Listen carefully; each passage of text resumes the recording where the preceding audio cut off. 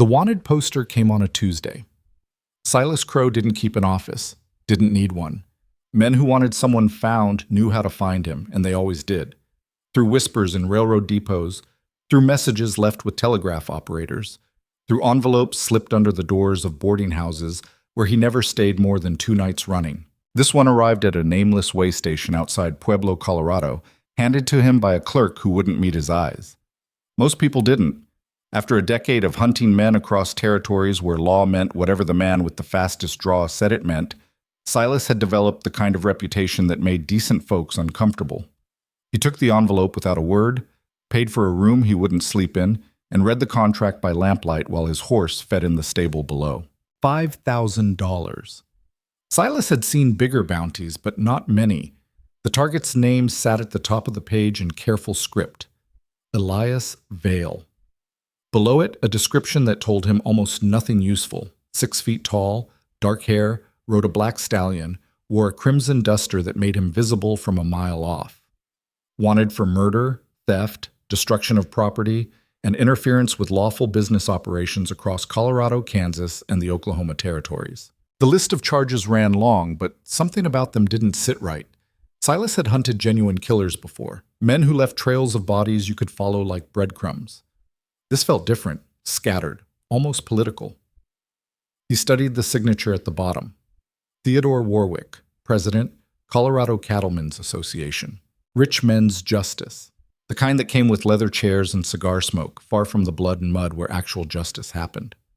Silas had worked for men like Warwick before.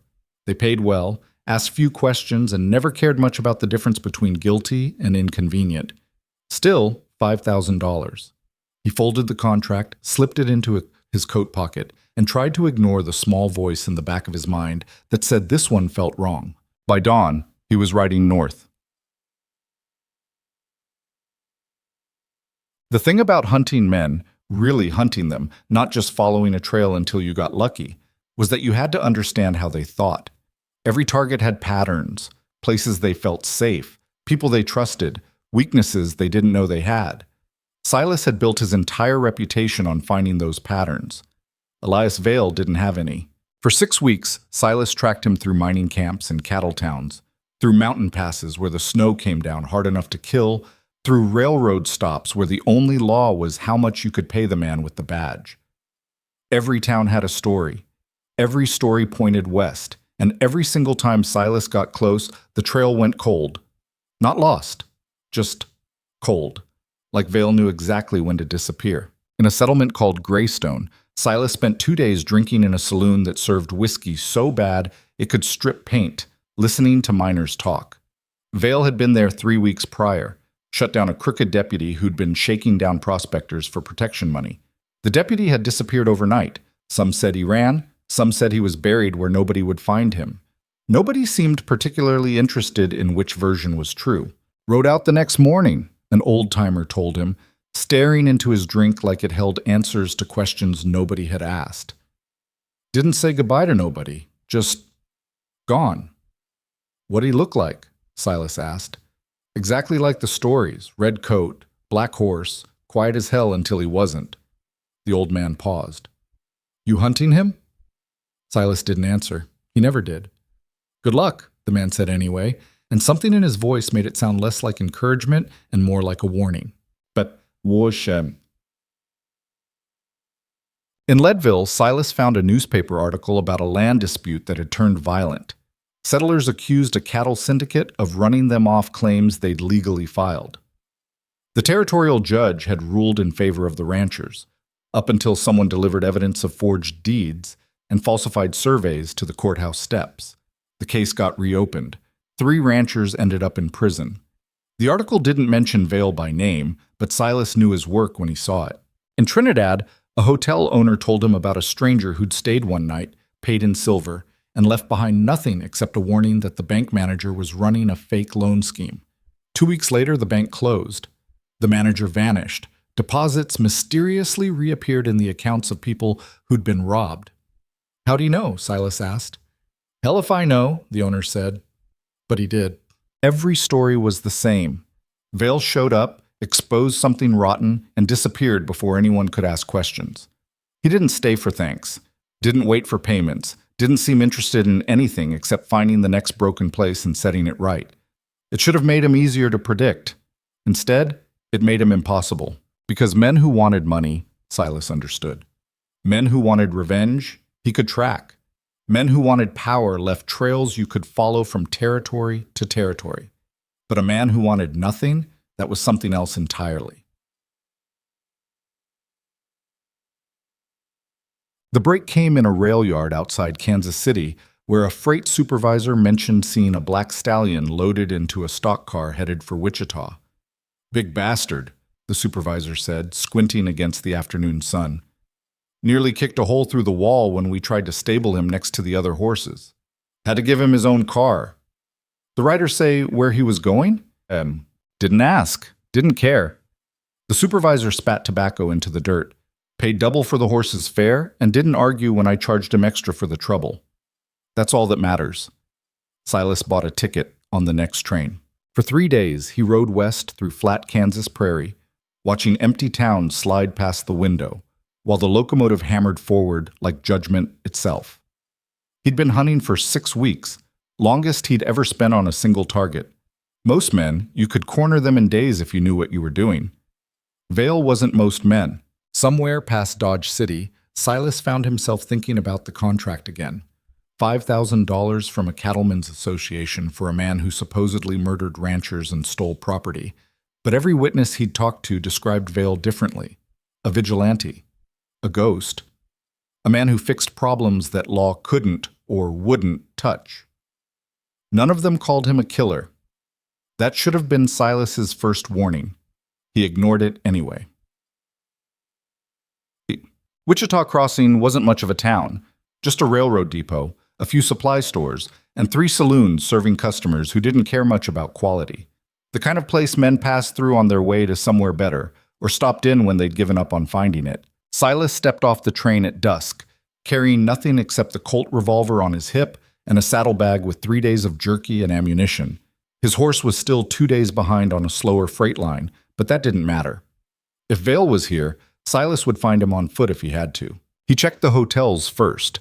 2 of them had no record of anyone matching Vale's description. The third, a 2-story wreck that called itself the Cattleman's Rest, had a clerk who got nervous the moment Silas walked through the door. "I'm looking for someone," Silas said quietly. The clerk swallowed hard. "Ain't seen nobody." "I haven't told you who I'm looking for yet." "Don't matter, still ain't seen nobody." Silas leaned against the counter, keeping his voice calm. "Red coat, black horse. Came in on the train 3 days ago." The clerk's hands were shaking. "Mister, I got a wife and 2 kids. I don't want trouble." "Then tell me where he is, and you won't have any." For a long moment, the only sound was the ticking of a clock on the wall behind the desk. Then the clerk exhaled slowly and nodded toward the street. "Last door saloon, 2 blocks south. But I didn't tell you that." "Appreciate it," Silas said, and meant it. He left a silver dollar on the counter and walked back into the gathering darkness. The Last Door Saloon was exactly what its name promised. The final stop before you either turned your life around or stopped caring about trying. Silas had been in 100 places like it. Sawdust floors soaked with spilled whiskey and blood. Card tables where men bet money they didn't have on hands they couldn't win. A piano player who'd long since given up on playing anything except the saddest songs he knew. Silas pushed through the door and let his eyes adjust to the lamplight. 14 people inside, mostly drifters and ranch hands drinking away wages they'd just earned. A few gamblers running crooked games. One woman serving drinks with the tired expression of someone who'd stopped believing anything good would ever happen again. And in the corner, at a table by himself, sat a man in a crimson duster. Elias Vale. He didn't look up when Silas entered. Didn't reach for the pistol Silas could see holstered under his coat. Just sat there nursing a glass of whiskey like he had all the time in the world. Silas crossed the room slowly, boots creaking on old floorboards. He'd done this 100 times before. Walked into saloons and jailhouses and backwoods shacks where dangerous men thought they were safe. Every time it ended the same way, with Silas walking out and them being dragged behind a horse. But something about this felt different. Maybe it was the way Vale's shoulders stayed relaxed, even though Silas knew the man had to be aware of him by now. Maybe it was the absolute silence that had fallen over the room, like everyone inside understood they were witnessing something they'd tell stories about for years. Or maybe it was the way Vale finally spoke, just as Silas reached the table without ever turning around. "If you planned to shoot me, you should have done it from the door." Silas stopped cold. Vale's voice was quiet, calm, not threatening exactly, but not afraid either, like he'd been expecting this conversation for weeks and was mildly curious how it would go. "I'm not here to shoot you," Silas said carefully. "Good." Vale finally turned to face him, and Silas got his first clear look at the man he'd been chasing across 3 territories. Mid-30s, maybe. Dark hair going gray at the temples, eyes that had seen things most men didn't survive. Not the face of a killer, at least not the kind Silas usually hunted. This was someone who'd made choices that cost him, and kept making them anyway. "Then why are you here?" Vale asked. "Figured you knew since you saw me coming." Vale smiled slightly. "I saw someone coming. Could have been anyone. But you knew it was me." "Lucky guess." Silas pulled out a chair and sat down across from him, keeping his hands visible on the table. Around them, the saloon held its breath, waiting. "You're Elias Vale," Silas said. "That's what they call me. And I'm Silas Crowe, best bounty hunter in 3 territories, 43 captures, 0 failures." Vale took a sip of his whiskey. "I've been wondering when you'd catch up." That sent a cold spike down Silas's spine. "You been expecting me?" "Figured someone would come eventually. Theodore Warwick doesn't strike me as the forgiving type." "You know who posted the bounty."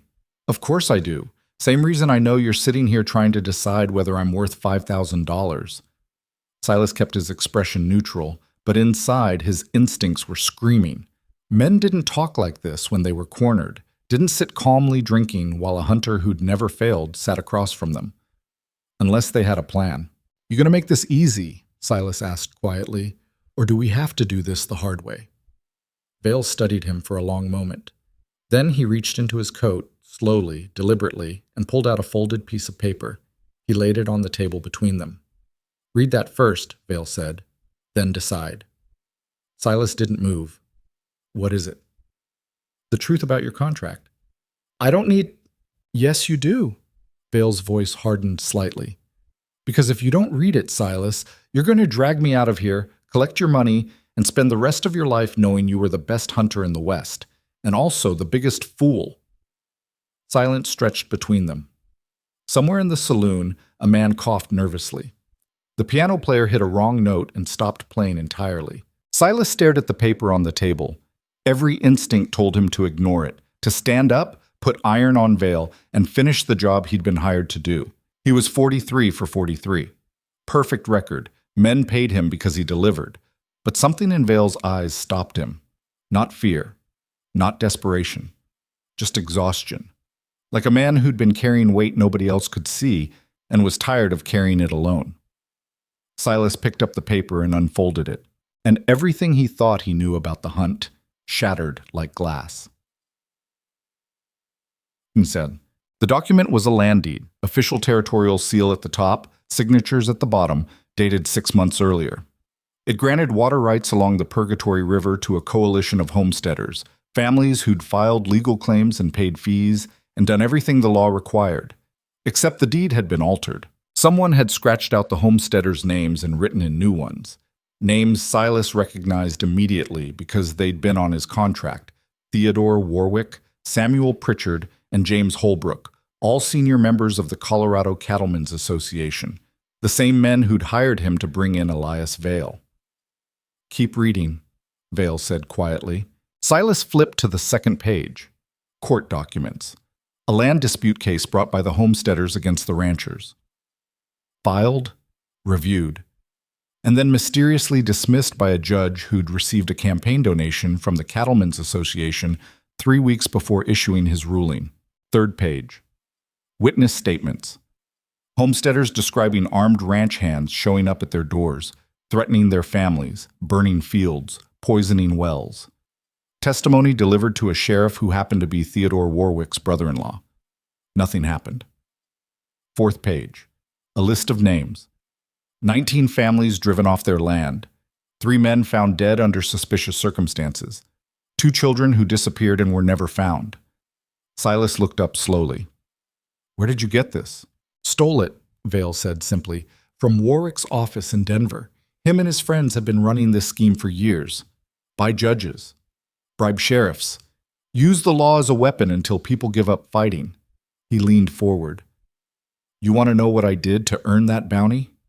I took these documents to a territorial newspaper, published everything, named names, and then I made sure the families who'd been cheated knew they had a case. That's why they want you dead. That's why they want me gone, Vale corrected. Dead would be convenient, but discredited works just as well. That's what the murder charges are for. Pin a few crimes on me, make me look like an outlaw, and suddenly nobody believes anything I say. He paused, including the man they hired to hunt me. Silas set the papers down carefully. His mind was racing, piecing together everything he'd seen over the last 6 weeks. The towns where corruption had collapsed, the sudden disappearances of crooked deputies, the stories of a red-coated rider who showed up, broke something open, and vanished. Not an outlaw. A man burning down a system that didn't work. Why tell me this? Silas asked. Why not just run? Vale smiled grimly. Because I'm tired of running, and because you're Silas Crowe. 43 captures, 0 failures.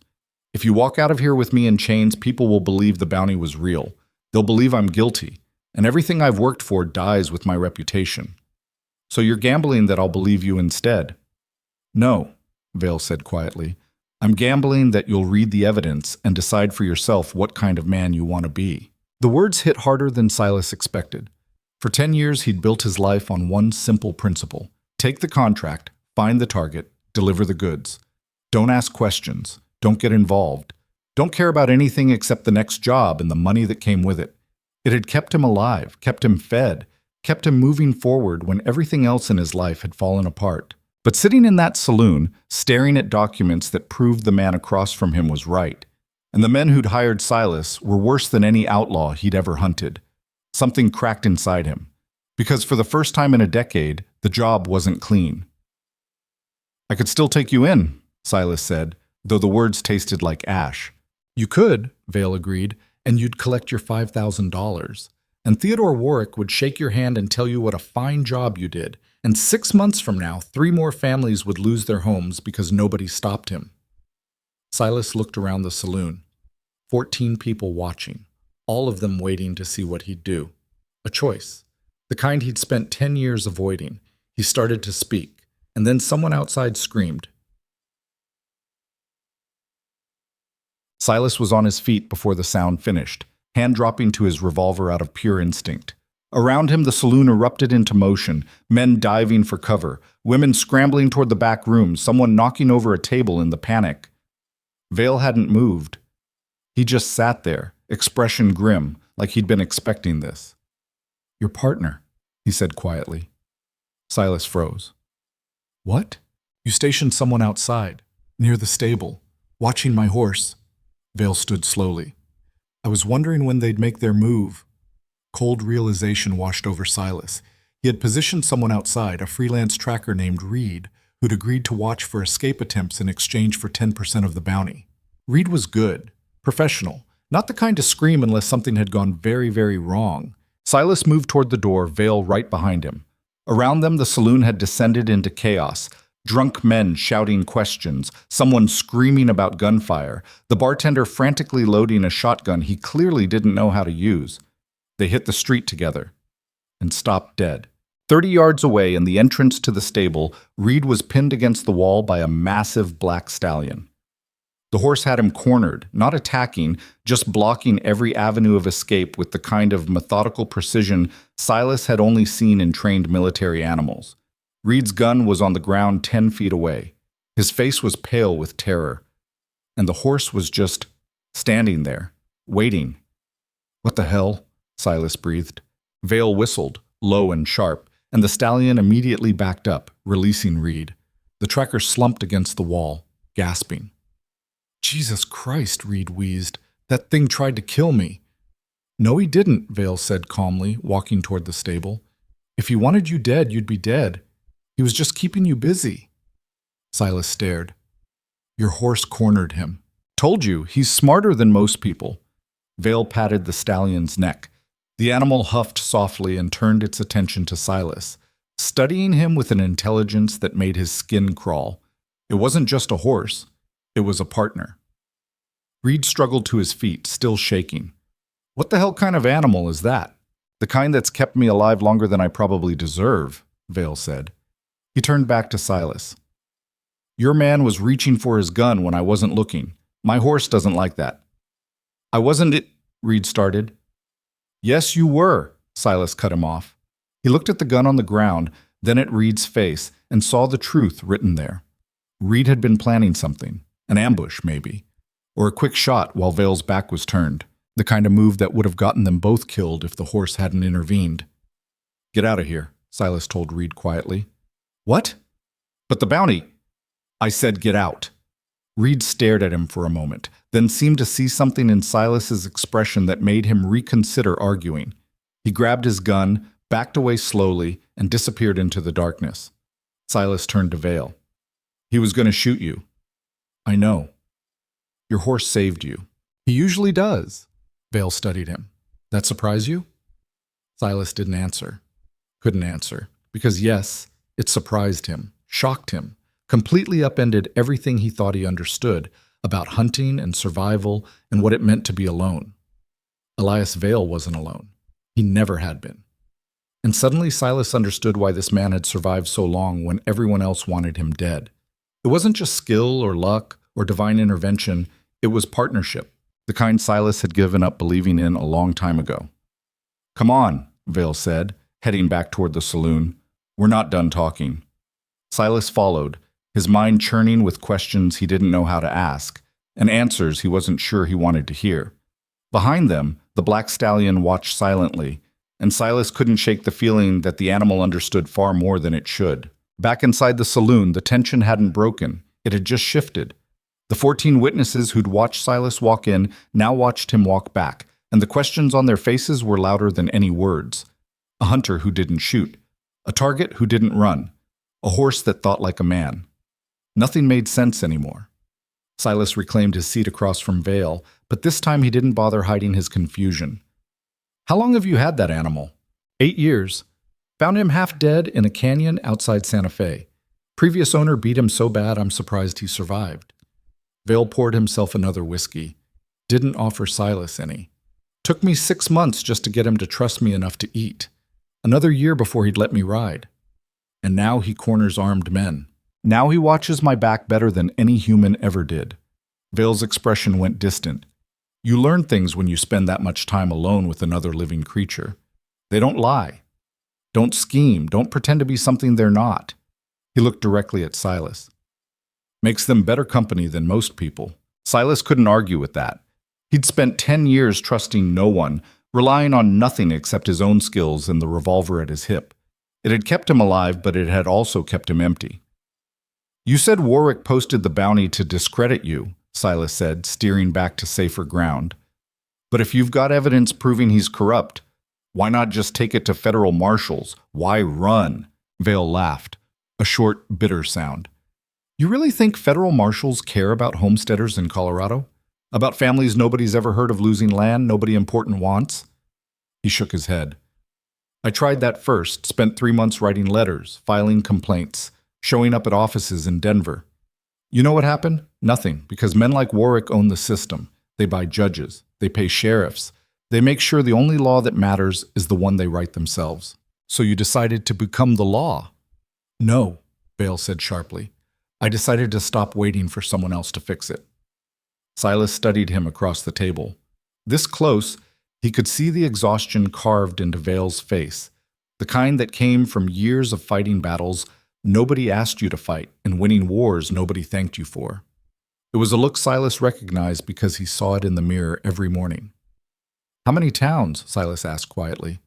How many what? How many places have you done this? Exposed corruption, published evidence, made powerful people angry. Vale considered the question.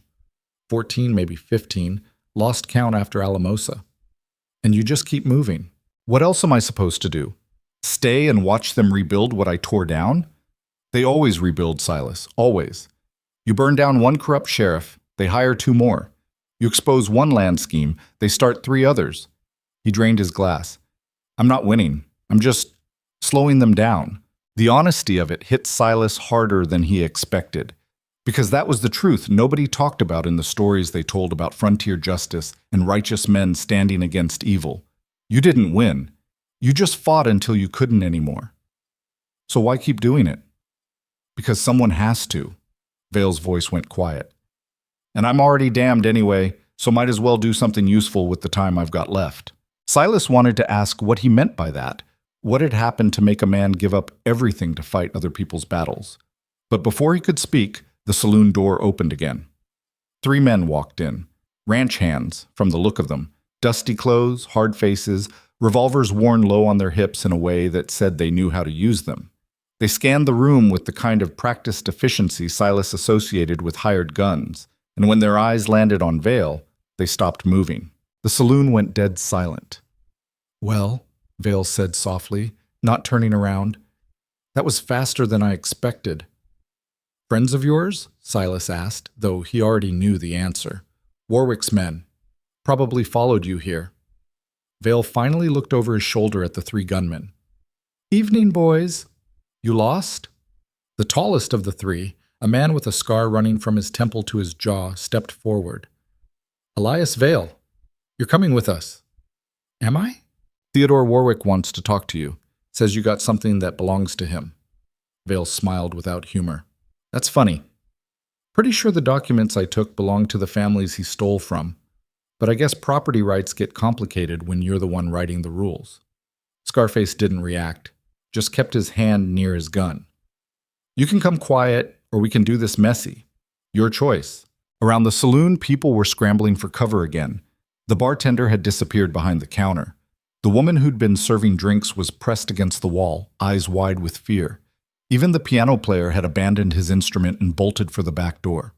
Silas stayed seated, because this was the moment, the one he'd been avoiding since he read those documents, the place where he had to choose between the contract that had brought him here and the truth that had kept him sitting at this table. He's not going anywhere, Silas said. All 3 gunmen turned to look at him. And who the hell are you? Scarface asked. Silas Crowe. Recognition flickered across the man's face. The bounty hunter. That's right. Then you know there's a contract on this man. $5,000. We're here to collect. No, Silas said evenly. You're here to silence him. There's a difference. Scarface's expression hardened. You getting in our way? Looks like it. For a long moment, nobody moved. 3 armed men on one side, Silas and Vale on the other. The math wasn't good, and everyone in the room knew it. Then Vale spoke, his voice carrying across the silence like a stone dropping into still water. You don't have to do this, Silas. Yeah, Silas said, not taking his eyes off the gunmen. I really think I do. Because somewhere in the last hour, somewhere between reading those documents and watching a horse outsmart a man and listening to Vale talk about fighting battles he couldn't win, something had shifted inside him. The careful walls he'd built to keep himself separate from the jobs he took, the targets he hunted, the lives he disrupted, had started cracking, and he was tired of pretending they were still standing. Last chance, Scarface said. Walk away, Crowe. This doesn't concern you. Silas stood slowly, chair scraping against the floor. Actually, it does. See, I took a contract to bring in Elias Vale, and I don't let anyone else finish my jobs. It was a lie, but a useful one. The kind that gave him room to maneuver without completely burning every bridge he'd ever built. Scarface seemed to weigh his options.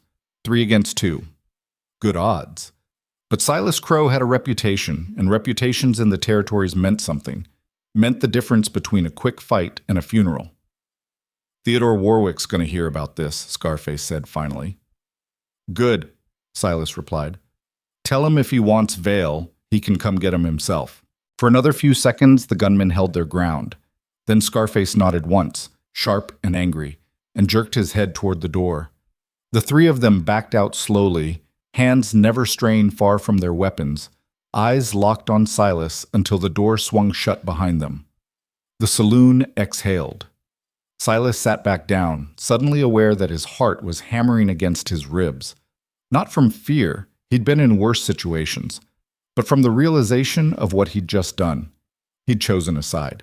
After 10 years of refusing to take sides in anything except the money he was paid, he'd just put himself between a target and the men who wanted him dead. Vale was staring at him. That was stupid. Probably. They're going to come back with more men, better guns. I know. And Warwick's going to put a price on your head, too. Wouldn't be the first time someone wanted me dead. Silas met his gaze. You got a plan, or are we just waiting here to die? Vale considered that. Then he reached into his coat again, slower this time, making sure Silas saw he wasn't pulling a weapon, and withdrew a folded map. He spread it on the table between them. Carson Ridge, Vale said, pointing to a town marked in the northwest corner of the territory. 3 days' ride from here. There's a territorial investigator there named Marcus Webb, former Texas Ranger. One of the few lawmen I've met who actually gives a damn about justice instead of politics. He traced a line from Wichita Crossing to Carson Ridge. If we can get these documents to him, he'll file charges, real charges, the kind even Warwick can't bribe away. If we can get there, Silas said, that's a lot of open country between here and safety. Plenty of places for Warwick's men to catch up. You got a better idea? Silas thought about it. Thought about the life he'd built hunting men across territories where law was whatever the fastest gun said it was. Thought about 43 captures and 0 failures and a reputation that had kept him fed and alone for a decade. Then he thought about 19 families driven off their land, about children who'd disappeared, about a system so broken that the only man trying to fix it had to run from the people who were supposed to enforce it. No, Silas said finally. I don't have a better idea. Vale nodded and started folding the map. Then we ride at dawn. My horse can carry 2 if we need to move fast. I've got my own mount coming in on the freight line. Should be here by morning. Good. We'll need the speed. Vale paused. You sure about this? Once we start, there's no going back. Warwick won't stop until one of us is dead. Silas almost laughed, because no, he wasn't sure. Wasn't sure about anything except that sitting in this saloon doing nothing felt worse than riding toward danger with a man he'd been hired to hunt. I'm sure, he lied. Vale studied him for a moment longer, then nodded and stood. Get some sleep. We've got a hard few days ahead. He walked toward the door, then stopped and looked back. Thank you, Vale said quietly, for choosing the harder path. Then he was gone. Disappeared into the night with his black stallion, leaving Silas alone in a saloon full of strangers who'd just watched him throw away his entire career. Silas sat there for a long time, staring at the empty whiskey glass Vale had left behind. 43 captures, 0 failures, until tonight. He wondered if that made him a fool or finally made him human. Probably both. The bartender emerged from behind the counter, looking shaken. You want a drink? On the house. Figure you earned it. Yeah, Silas said. I think I do. The whiskey arrived, and Silas drank it slowly, tasting ash and regret, and something else he couldn't quite name. Around him, the saloon gradually came back to life. Quiet conversations, nervous laughter, the piano player returning to his instrument with shaking hands. But Silas barely noticed, because he was thinking about tomorrow, about riding into territory where the law was bought and paid for, where powerful men could make people disappear, where the only thing standing between Vale and a bullet was Silas's word that he wouldn't let it happen. It should have terrified him. Instead, it felt almost like relief. He finished his drink, paid the bartender, and walked outside. The night air was cold and clean, and above him the stars spread out like scattered diamonds. Somewhere out there, Warwick's men were regrouping, planning, preparing to hunt them both across open country. Silas touched the revolver at his hip, feeling its familiar weight. For 10 years, this gun had been his answer to every problem, his solution to every contract, his way of keeping the world simple and the questions few. Now he wasn't sure it would be enough, but he'd find out soon. He headed for the boarding house where he'd rented a room, boots echoing on empty streets, and tried not to think about all the ways this could end badly. Dawn would come soon enough, and with it, the ride that would either prove him right or get them both killed. Probably the latter. He really hoped he was wrong. The room at the boarding house was small and spare, just a bed, a chair, and a window that looked out over the railroad tracks. Silas dropped his saddlebag on the floor, checked his revolver out of habit, and sat on the edge of the bed. Sleep wouldn't come. He knew that already. Too much had happened. Too many decisions made that couldn't be unmade. Instead, he pulled out the contract from his coat pocket. $5,000. Theodore Warwick's signature at the bottom. A simple job that had turned into something else entirely. Silas stared at that signature for a long time.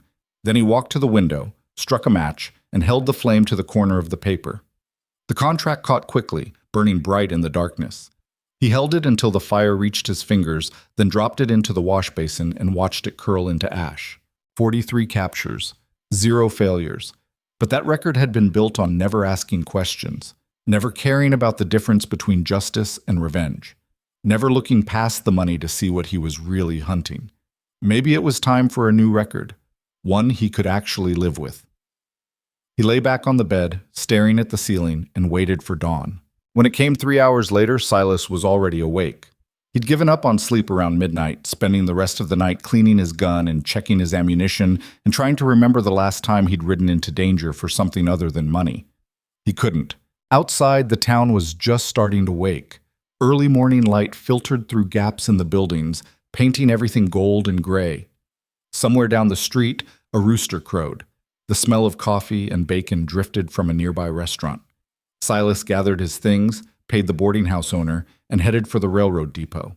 His horse had arrived on the overnight freight, a sturdy roan mare named Dust that he'd owned for 3 years. She wasn't as impressive as Vale's black stallion, but she was reliable, and in the territories, reliable meant alive. He saddled her quickly, checked her shoes and tack, and led her toward the edge of town where he'd agreed to meet Vale. The man was already waiting. He sat astride his black stallion in the shadow of an old water tower, crimson duster bright against the morning sun. The horse stamped impatiently, and Vale calmed it with a hand on its neck. "You came," Vale said as Silas approached. "Said I would." "People say a lot of things." Vale studied him. "How much sleep did you get?" "Enough." "That's a lie, but I appreciate the effort." Vale turned his horse north. 3 days to Carson Ridge. We ride hard. We might make it before Warwick's men catch up. And if they do catch up, then we fight. Vale said it simply, like he was discussing the weather. "You any good in a real gunfight?" "Never lost one yet." "Good. Because the men coming after us aren't going to hesitate. They're not lawmen. They're killers with a paycheck." He paused. "You ever killed anyone who wasn't trying to kill you first?" Silas thought about that. "No. Try to keep it that way. Makes sleeping easier." They rode out of Wichita Crossing as the sun cleared the horizon, 2 men on horseback heading into country where the only law was survival and the only justice was what you could enforce yourself. Behind them, the town watched them go. Silas could feel eyes on his back, curious, nervous, maybe a little hopeful. People who'd heard the confrontation last night, who'd seen a bounty hunter choose a target over a contract. He wondered what stories they'd tell about it. Probably get most of it wrong. Stories usually did. The first day's ride was hard, but uneventful. They pushed north through open prairie, following cattle trails and dry riverbeds, avoiding main roads where Warwick's men might be waiting. Vale set a brutal pace, fast enough to cover ground, but not so fast that they'd kill the horses, and Silas matched it without complaint. They didn't talk much. Didn't need to. Both of them were scanning the horizon constantly, watching for dust clouds that might signal riders, listening for the sound of hoofbeats that didn't belong to their own animals. Nothing came. By midday, they were 20 miles north of Wichita Crossing, and Silas was starting to think maybe they'd get lucky. Maybe Warwick's men would give up. Maybe the whole thing would blow over and they'd reach Carson Ridge without incident. Then Vale pulled up short. "What?" Silas asked. Vale pointed east. "Smoke." Silas followed his gaze and saw it, a thin column of black smoke rising from somewhere beyond a low ridge. Too much smoke for a campfire. Too controlled for a wildfire. "Could be anything," Silas said. "Could be," Vale agreed. "Or it could be Warwick's men burning homesteads to flush us out." "You think they'd do that?" Vale gave him a look that said the question was almost insulting. "I've seen them do worse." They changed course, angling toward the smoke. It took 20 minutes of hard riding before they crested the ridge and saw what was burning. A farmhouse. Small. Isolated.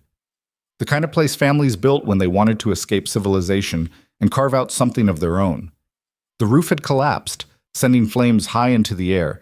Outbuildings were burning too: barn, stable, chicken coop. And in the yard, 4 men on horseback were watching it burn. Silas recognized one of them immediately. Scarface, the gunman from the saloon. Son of a bitch, Silas breathed. Vale's expression had gone cold. They're sending a message. What message? That anyone who helps us dies.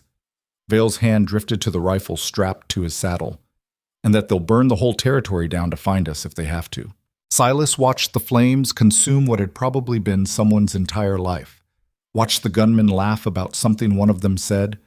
Watched them turn their horses and ride away like burning homes was just another day's work. We can't let them.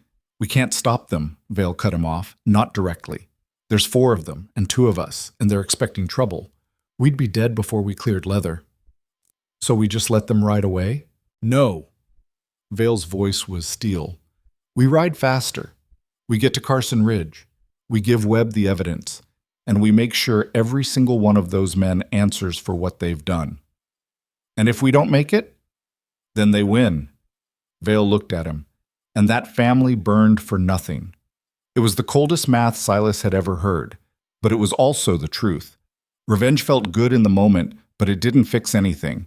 Didn't bring back burned homes or stolen land or children who disappeared. Only the law could do that. Real law. The kind that couldn't be bought. Let's ride, Silas said.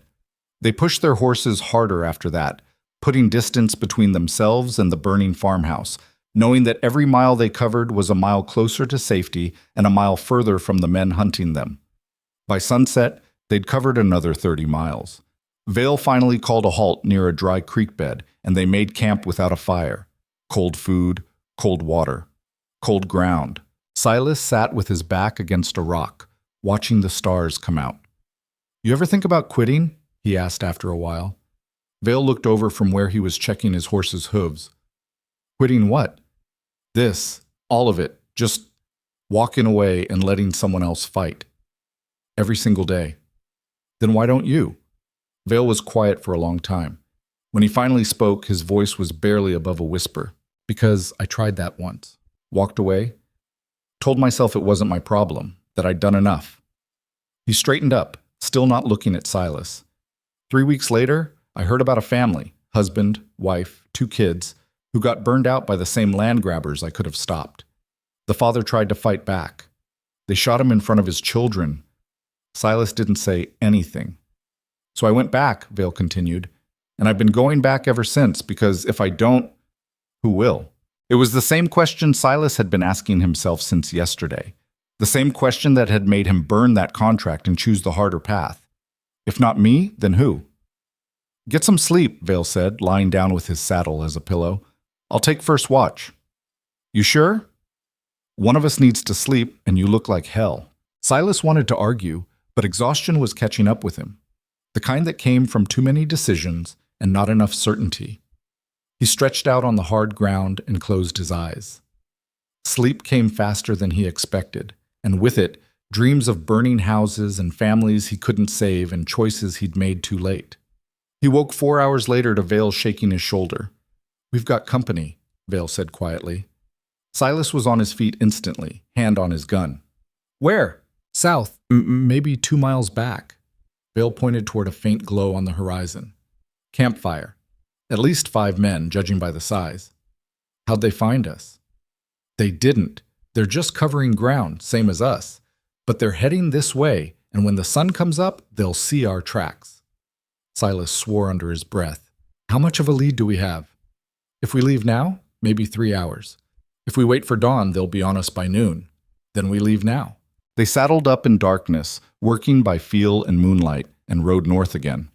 Behind them, that distant campfire burned like a warning. The second day was worse than the first. They rode hard from dawn until well past dark, stopping only to water the horses and grab handfuls of dried meat. Vale pushed them relentlessly, and Silas matched his pace, but both of them knew the truth. They were being hunted, and the hunters were gaining. By late afternoon, they could see dust clouds rising behind them, close enough to make out individual riders, close enough to know they were in trouble. How many? Silas asked, though he wasn't sure he wanted to know. Vale squinted against the sun. 7, maybe 8. Can we outrun them? Not without killing the horses, and we still have another day to Carson Ridge. Silas did the math. It wasn't good. So what do we do? Vale didn't answer immediately, just kept riding, jaw set, eyes scanning the landscape ahead. Then he pointed toward a cluster of rocks maybe a mile northeast. There, he said, we make a stand. Against 8 men? You got a better idea? Silas didn't. They reached the rocks 20 minutes later, a natural formation that created a defensive position with clear sight lines in 3 directions. Not perfect, but better than open ground. They dismounted, grabbed rifles and ammunition, and took up positions behind cover. The black stallion stood near Vale, calm despite the approaching danger. Silas's mare was more nervous, stamping and tossing her head. Easy, Silas told her. We'll get through this. Another lie. Vale checked his rifle, then looked over at Silas. You ever been in a real siege? Define real. More than 3 men trying to kill you at once. Once, outside El Paso. Didn't go well. For them or you? Both. Silas chambered around. How about you? 4 times. Lost count of how many men. Vale's expression was grim. Doesn't get easier. The riders were close now, close enough that Silas could make out faces. Scarface was in the lead, flanked by 6 others, all of them armed, all of them looking ready for violence. They pulled up about 100 yards out, just beyond easy rifle range. Scarface dismounted and walked forward alone, hands away from his weapons. Silas watched him through the rifle sight, finger resting on the trigger. Elias Vale, Scarface called out. We can do this easy or hard. Your choice. Vale didn't respond. Theodore Warwick says he's willing to forget all this if you hand over the documents and disappear. No charges. No bounty. You just ride away and never come back. That's generous, Vale called back. What about the families he stole from? What about them? They get their land back? Scarface laughed. Hell no, they lost. That's how it works. Then we've got nothing to talk about. Figured you'd say that. Scarface turned and walked back toward his men. Over his shoulder, he added, We're going to kill you now. Just wanted you to know you had a choice. He climbed back onto his horse, and the 7 riders spread out in a line. Silas felt his heart rate pick up. This was it. The moment where all his choices led, where he either proved he'd made the right call or died, proving he was a fool. Hey, Silas, Vale said quietly. Yeah? If we don't make it, thanks for trying. Don't talk like that. Just being realistic. Vale raised his rifle. On 3, we fire. Try to hit the horses, not the men. Makes them slower. You serious? We kill them. They're just dead. We strand them. They have to walk back. Gives us time. Silas adjusted his aim, targeting the lead horse. It felt wrong. Horses didn't deserve to die for their riders' choices, but Vale was right. Survival trumped sentiment. 1, Vale counted. The rider started forward at a trot. 2, building to a gallop. 3. Both rifles fired simultaneously. 2 horses went down, spilling their riders into the dirt. The other 5 kept coming, riders returning fire, bullets sparking off rocks around Silas's position. He chambered another round, fired again, missed, cursed, fired a 3rd time and saw another horse stumble. Vale was firing methodically, each shot placed with precision. Another horse went down, then another. But the riders were close now, too close. Pistol range. Silas dropped his rifle and drew his revolver. Beside him, Vale did the same. The next 30 seconds were chaos. Gunfire echoed off rocks. Bullets whined through the air. One of the riders got close enough that Silas could see his face before putting a round through his shoulder. The man screamed and fell backward. Another rider came from the side, firing wildly. Vale shot him twice, center mass, professional, cold, and the man dropped without a sound. Then everything went quiet. Silas looked around, ears ringing. 4 riders were down. The other 3 had retreated, dragging their wounded with them. They'd taken up position behind a low rise, maybe 50 yards away. They're regrouping, Vale said, breathing hard. How much ammunition you got left? Half. You? Silas checked. Less than that. They were in trouble. 3 men against their 2, and eventually someone was going to get a lucky shot, or the enemy would just wait until dark and rush them. "We need to move," Vale said. "Can't hold here forever." "Where?" "They've got us pinned." Vale looked around, then pointed northwest. "There. Canyon about 2 miles out. If we can reach it, we can lose them in the rocks." "That's a lot of open ground." "You got a better idea?" For the second time that day, Silas didn't. They mounted up, keeping low, and broke from cover at a full gallop. Behind them, the remaining riders opened fire, but the distance and the speed made accurate shooting nearly impossible. Bullets kicked up dirt. One passed close enough to Silas's head that he felt the wind of it. His mare stumbled, recovered, kept running. Vale's black stallion pulled ahead, moving with a speed Silas's horse couldn't match. But Vale kept glancing back, making sure Silas was keeping up. The canyon mouth appeared ahead, a narrow gap between red rock walls. They hit it at full speed and didn't slow down until they were deep enough that the walls blocked line of sight. Then Vale pulled up, breathing hard, and so did Silas. "That was too close," Silas gasped. "Yeah." Vale dismounted and checked his horse for injuries.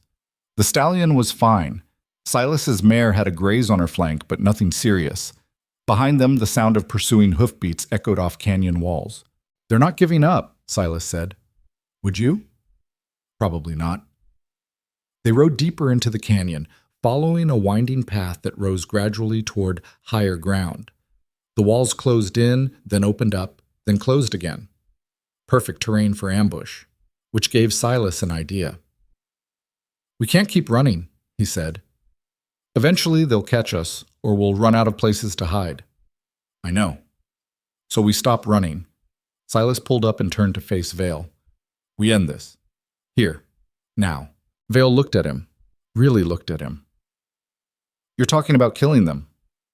"I'm talking about surviving. There's 3 of them left.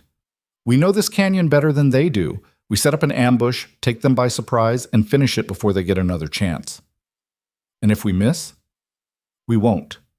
Vale was quiet for a long moment. Then he nodded slowly. "All right, but we do it smart. No unnecessary killing. We give them a chance to surrender first." "You really think they'll take it?" "No. But I want them to have the choice." They found a good position, a narrow choke point where the canyon walls forced riders into single file. Vale took the high ground on the left. Silas positioned himself on the right, behind a boulder that gave him cover and a clear shot. Then they waited. 5 minutes passed. Then 10. The sound of hoofbeats grew louder. Silas checked his revolver one more time. 4 rounds left. 4 rounds to end this. He hoped it would be enough. The first rider came around the bend. Young, maybe 20, with the kind of face that said he'd rather be anywhere else. He saw the choke point, hesitated, and that hesitation saved his life, because he stopped before entering the kill zone. The 2 men behind him weren't as smart. They rode forward, confident, weapons drawn. And Vale opened fire. The first shot took the lead rider in the leg. The second hit his gun hand. The man screamed and fell from his horse. Silas fired twice. Both shots aimed low. One hit the second rider's thigh. The other missed completely but spooked his horse enough to throw him. The young rider at the back panicked, turned his horse, and bolted back the way he'd come. Smart kid. The 2 wounded men lay in the dirt, groaning. Their horses had scattered. Vale climbed down from his position, rifle still trained on them. Silas did the same. "Don't move," Vale said quietly. Neither man looked capable of moving. One was clutching his leg, blood seeping between his fingers. The other had his hands raised in surrender. "Where's Scarface?" Vale asked.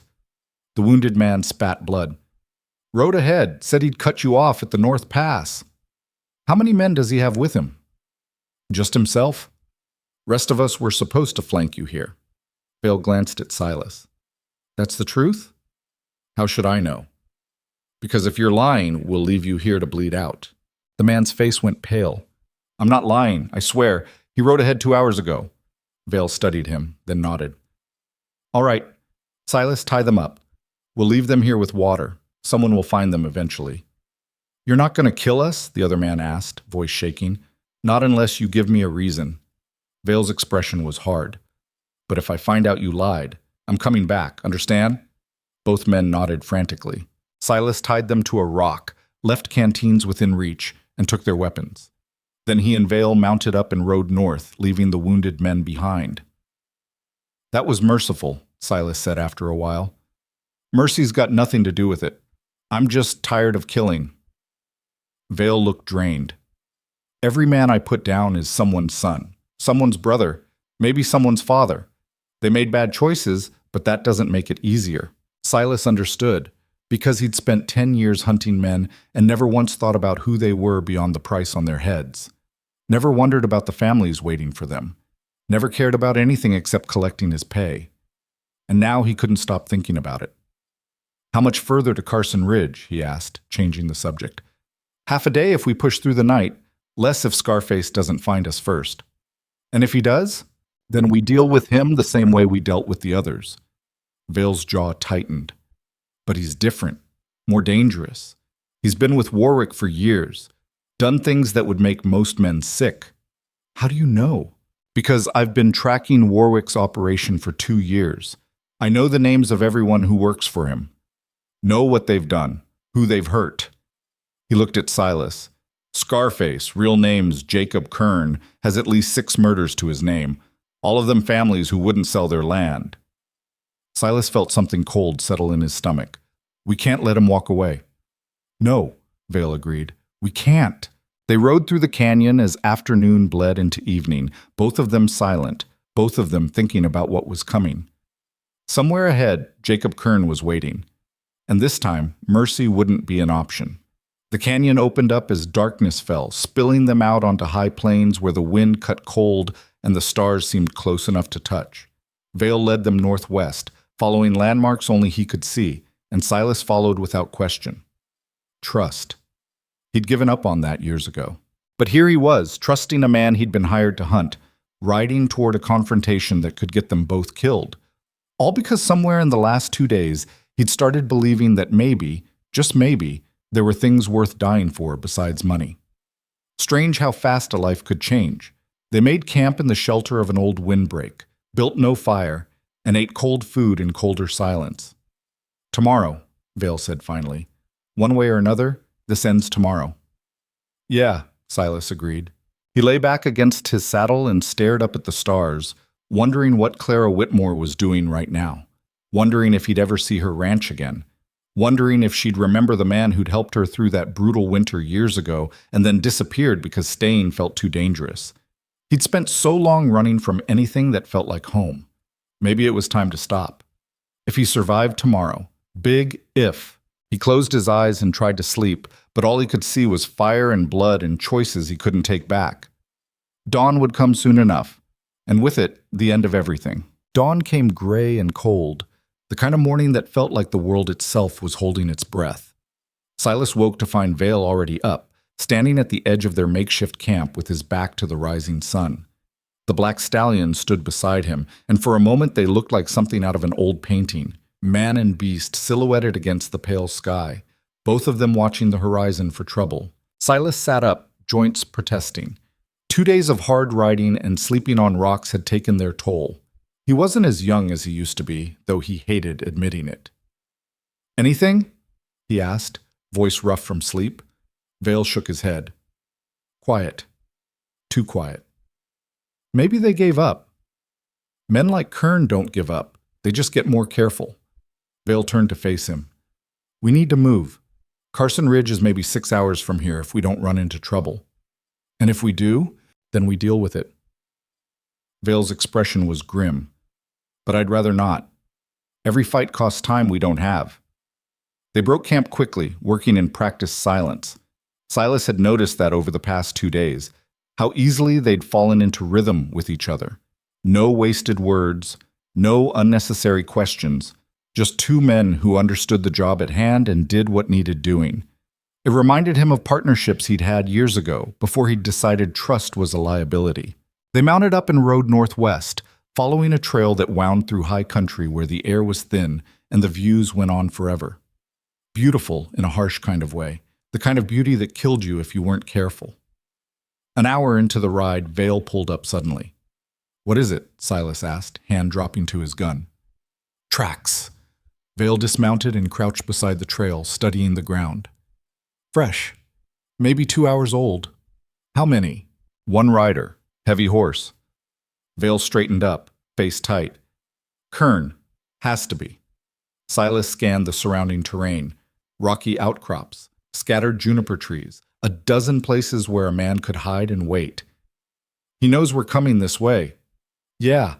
Vale climbed back onto his horse. Question is whether he's waiting in ambush or riding ahead to cut us off. Both seem bad.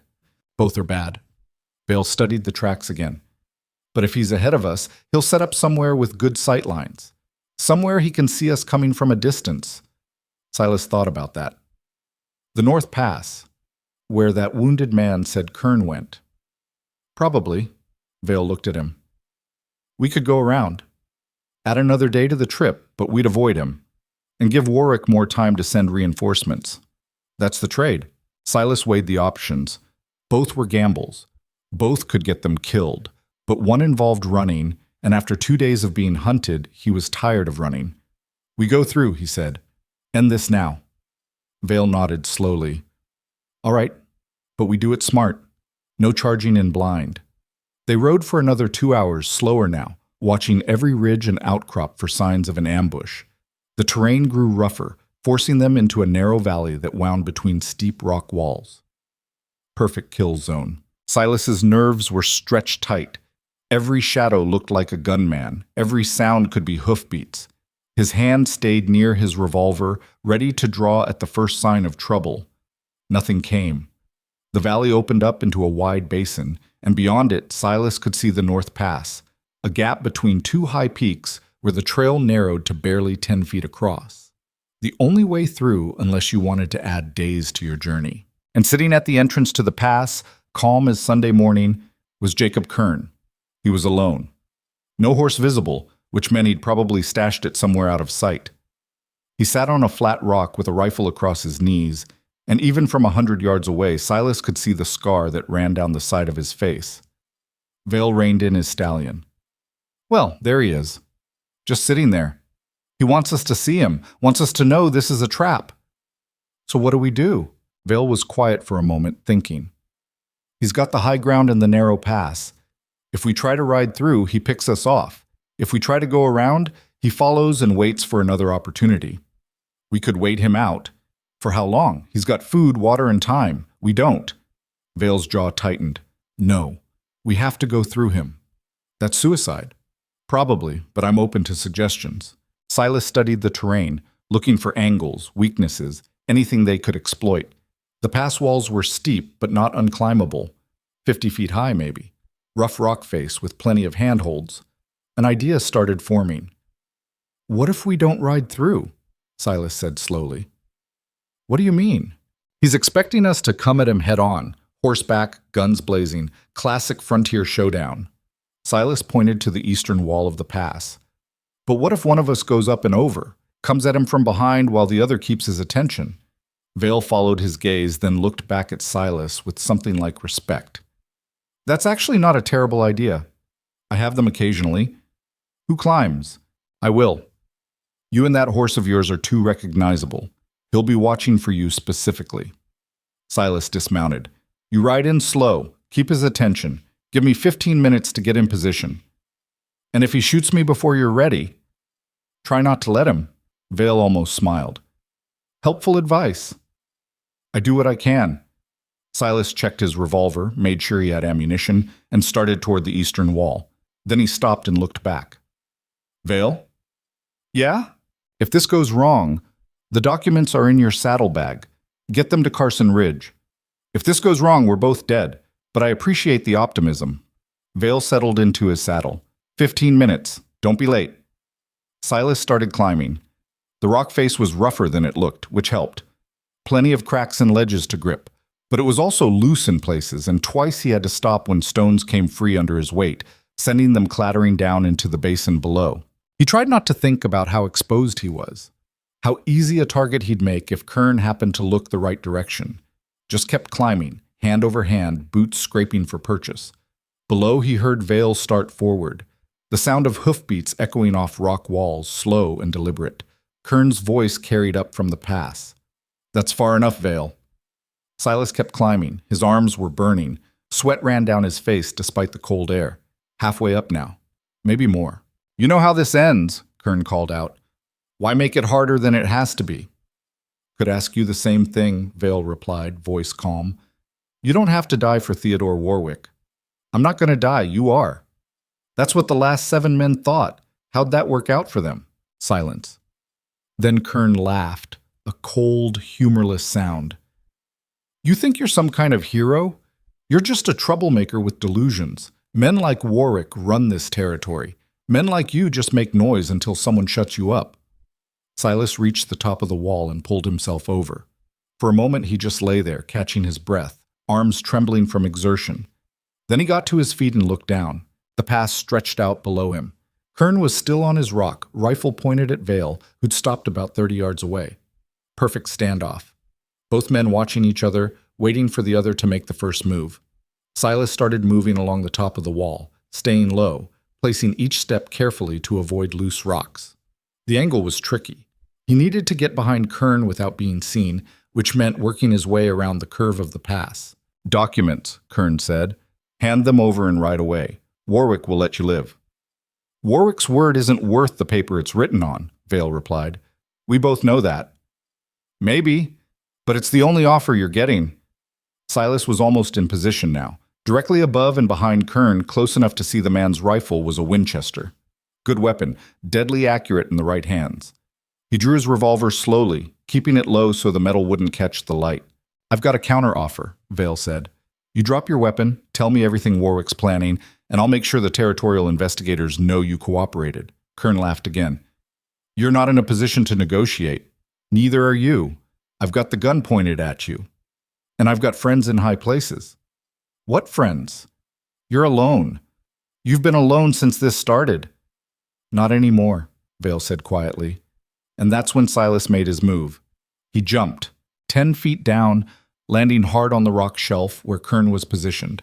The impact jarred through his knees and he stumbled, nearly lost his footing. Kern spun around, rifle swinging toward him. Too slow. Silas fired twice. Both shots hit center mass. Kern's rifle went off, a deafening crack that echoed off the pass walls. But the bullet went wide, sparking off rock 20 feet away. Kern dropped to his knees, blood spreading across his chest. His rifle clattered to the ground. "Should have taken the offer," Silas said quietly. Kern looked up at him, eyes already glazing over. "Doesn't matter. Warwick? He'll send more. Always. More." Then he pitched forward and didn't move again. Silas stood there for a moment, revolver still raised, making sure the threat was really over. His hands were shaking. Not from fear. He'd been in enough gunfights that fear wasn't the problem anymore. Just adrenaline working its way through his system. Vale rode up, dismounted, and checked Kern's body. "Dead." "Yeah." "You all right?" "Ask me later." Silas holstered his gun and sat down hard on the same rock Kern had been using. His legs felt like water. "That was too close." "But it worked." Vale retrieved Kern's rifle, checked it, then tossed it aside. "One more thing. We should search him, see if he's carrying anything useful." Silas nodded and helped go through Kern's pockets. They found ammunition, tobacco, a silver pocket watch, and a folded piece of paper that turned out to be a telegram. Vale read it aloud. "Kern, Vale heading your direction. Stop him by any means necessary. More men coming from Denver. 3 days out. Warwick." 3 days, Silas said. "When was this sent?" Vale checked the date stamp. 2 days ago, which means we've got maybe 1 day before reinforcements arrive. Then we need to move. They left Kern where he fell. No time for burial, and honestly, Silas wasn't sure the man deserved one. 6 murders. Families burned out. Children orphaned. Whatever waited for Kern on the other side, Silas figured justice had been served. They found Kern's horse, a big bay gelding, tied in a hollow behind the pass. Vale took it by the reins. Might as well, could fetch a decent price in Carson Ridge. Selling a dead man's horse? He's not using it anymore, and we could use the money. Vale climbed back onto his black stallion. Besides, this horse didn't do anything wrong. Deserves a better owner. Hard to argue with that. They rode through the pass and into territory Silas didn't recognize. The landscape changed gradually. Less rock, more grass, scattered pines replacing juniper. Greener, almost gentle compared to the harsh country they'd been traveling through. "How much further?" Silas asked after an hour. 4 hours. Maybe less. Vale glanced at the sun. "We should reach Carson Ridge by mid-afternoon."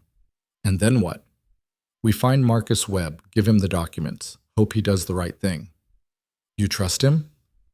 "More than I trust most people with badges." Vale paused.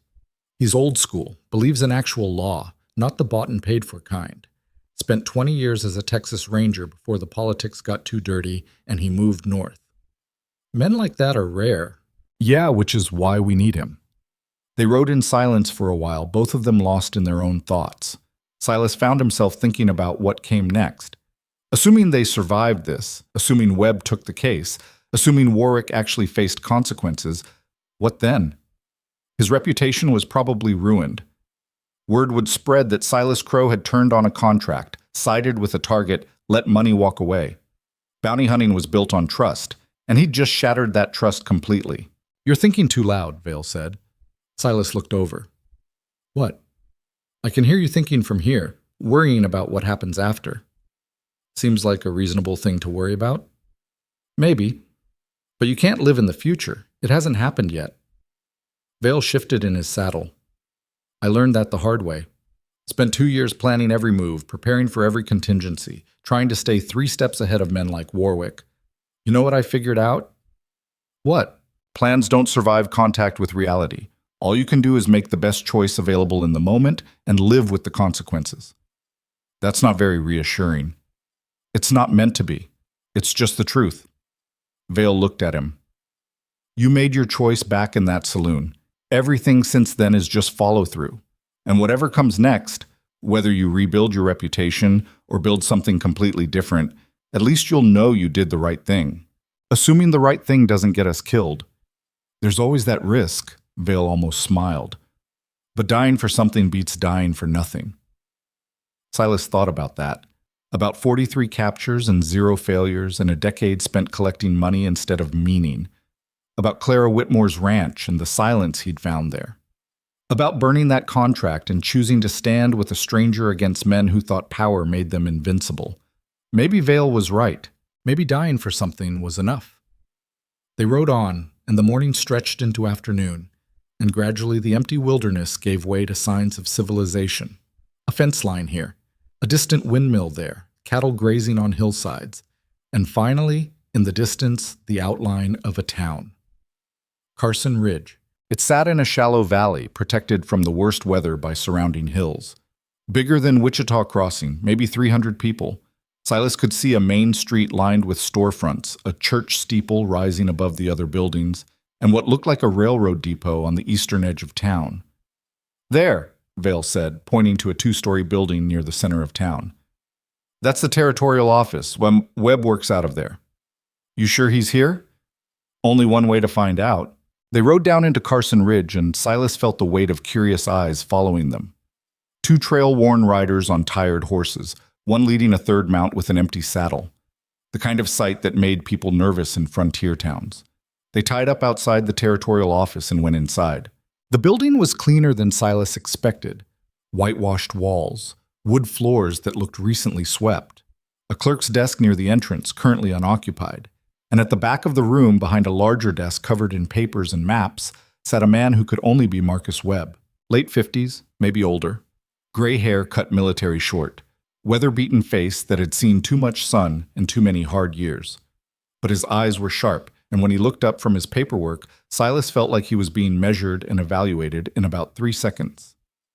"Elias Vale," Webb said. Not a question, just recognition. "Marcus Webb," Vale replied. "Good to see you again." "Wish I could say the circumstances were better." Webb's gaze shifted to Silas. "And you are?" "Silas Crowe." Webb's eyebrows went up slightly. "The bounty hunter." "Was," Silas corrected. "Not sure what I am now." "He's with me," Vale said. "And before you ask, yes, I know there's a bounty on my head. Yes, I know Theodore Warwick wants me dead. And yes, I have evidence that proves everything I've been saying for the past 6 months. Webb leaned back in his chair. That's quite an introduction. We don't have time for pleasantries. Warwick's sending more men. They'll be here soon. How soon? Tomorrow, maybe sooner. Webb absorbed that information without visible reaction. All right, show me what you've got. Vale pulled the documents from his saddlebag and spread them across Webb's desk. Land deeds, court records, witness statements, the telegram from Warwick to Kern, everything they'd collected and everything they'd fought to protect. Webb read through it all methodically, taking his time, asking occasional questions. Silas watched his expression shift from skeptical to serious to something close to anger. This is damning, Webb said finally. If even half of this is accurate, Warwick and his associates should be in prison for the next 20 years. It's all accurate, Vale said. I verified every piece myself. I believe you. Question is whether I can convince a territorial judge to issue warrants based on documents that were obtained, let's say questionably. They were stolen, Vale said flatly. I broke into Warwick's office and took them. If that makes them inadmissible, then we've wasted everyone's time. Webb shook his head. Not necessarily. The legal question is whether the evidence was obtained by law enforcement. You're not law enforcement. You're a private citizen exposing a crime. He tapped the documents. Different rules apply. I can work with this. How long? Silas asked. To get warrants? 2 days? Maybe 3, if I push hard and call in some favors. We don't have 3 days, Vale said. Warwick's men will be here tomorrow. If they find us, they'll kill us. If they find you holding that evidence, they'll probably kill you too. Webb's expression hardened. Let them try. I didn't spend 20 years enforcing the law to back down from rich cattle ranchers who think they're above it. Marcus, I mean it, Elias. You brought this to me because you thought I'd do the right thing. Well, this is me doing it. Webb started organizing the documents into separate files. I'll wire the territorial capital tonight. Get a judge involved. By tomorrow morning, I'll have preliminary injunctions that freeze Warwick's assets and prevent him from leaving Colorado. And if his men show up before then we hold them off. Webb pulled open a desk drawer and extracted a well-maintained shotgun. This building's built like a fort, stone walls, heavy door, gun ports. Was designed for exactly this kind of situation. Silas glanced at Vale, who looked torn between gratitude and guilt. We can't ask you to fight our battle, Vale said quietly. You're not asking. I'm volunteering. Webb stood up and walked to the window, looking out at the street. I've watched men like Warwick operate for years. Watched them buy justice and sell out families and walk away clean because nobody had the spine to stop them. Well, I've got spine, and I've got the law on my side. That's enough. Against how many men? However many they send. Webb turned back to them. But you two look like hell. When's the last time you slept? Ate a real meal? 2 days ago, Silas admitted. Maybe 3. Then get some rest. There's a hotel 2 blocks south, the Frontier House. Tell them I sent you. They'll give you rooms and feed you. Webb returned to his desk. Come back at dawn. We'll figure out our defense then. Vale hesitated, clearly wanting to argue, but exhaustion was written all over his face, and even his black stallion looked tired. All right, Vale said finally, but if anything happens, I'll send for you immediately. Now go. You're no good to anyone if you collapse. They left the territorial office and walked their horses toward the hotel Webb had mentioned. The sun was setting, painting the town in shades of orange and gold. People were heading home from work. Shopkeepers were closing up for the night. Everything looked peaceful, normal, like the whole world wasn't about to explode into violence. You trust him? Silas asked as they walked. Yeah, Vale said. I do. Webb's one of the few truly honest men I've met in this business. If he says he'll fight, he'll fight. Even if it kills him? Maybe especially then, men like Webb don't compromise. It's what makes them dangerous. Vale glanced at him. Kind of like someone else I know. Silas didn't respond to that. Just kept walking, thinking about choices and consequences and how quickly everything had changed. 3 days ago, he'd been a bounty hunter with a perfect record. Now he was a fugitive, helping another fugitive take down powerful men who wanted them both dead. Life came at you fast sometimes. The Frontier House was nicer than Silas expected. Actual beds with real mattresses, hot water for washing, and a dining room that smelled like roasted meat and fresh bread. They stabled their horses, got 2 rooms on the second floor, and met downstairs for dinner. The food was simple but good. Beef stew with vegetables. Fresh bread. Coffee that was actually drinkable. Silas hadn't realized how hungry he was until he started eating, and then he couldn't stop. Vale ate more slowly, methodically, like he was doing it out of necessity rather than enjoyment. "You worried?" Silas asked after a while. "Always." "About tomorrow specifically?" Vale set down his spoon. "Yeah, about tomorrow.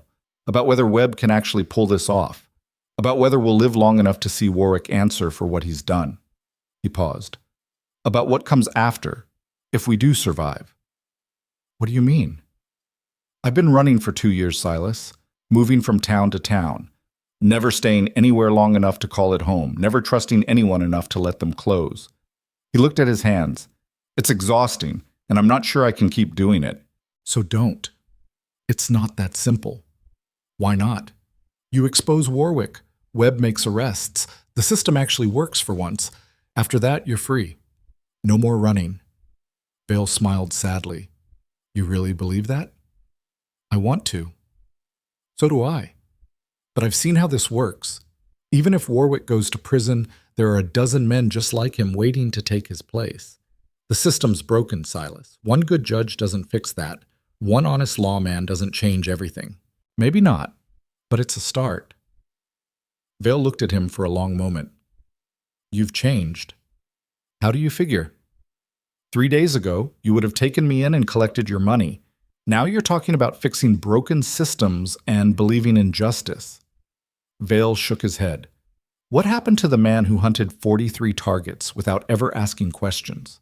Silas thought about that, about Clara Whitmore and burned farmhouses and a horse that was smarter than most people, about reading documents that proved the men paying him were worse than the man they'd hired him to hunt. "I got tired," Silas said finally. "Tired of not asking questions.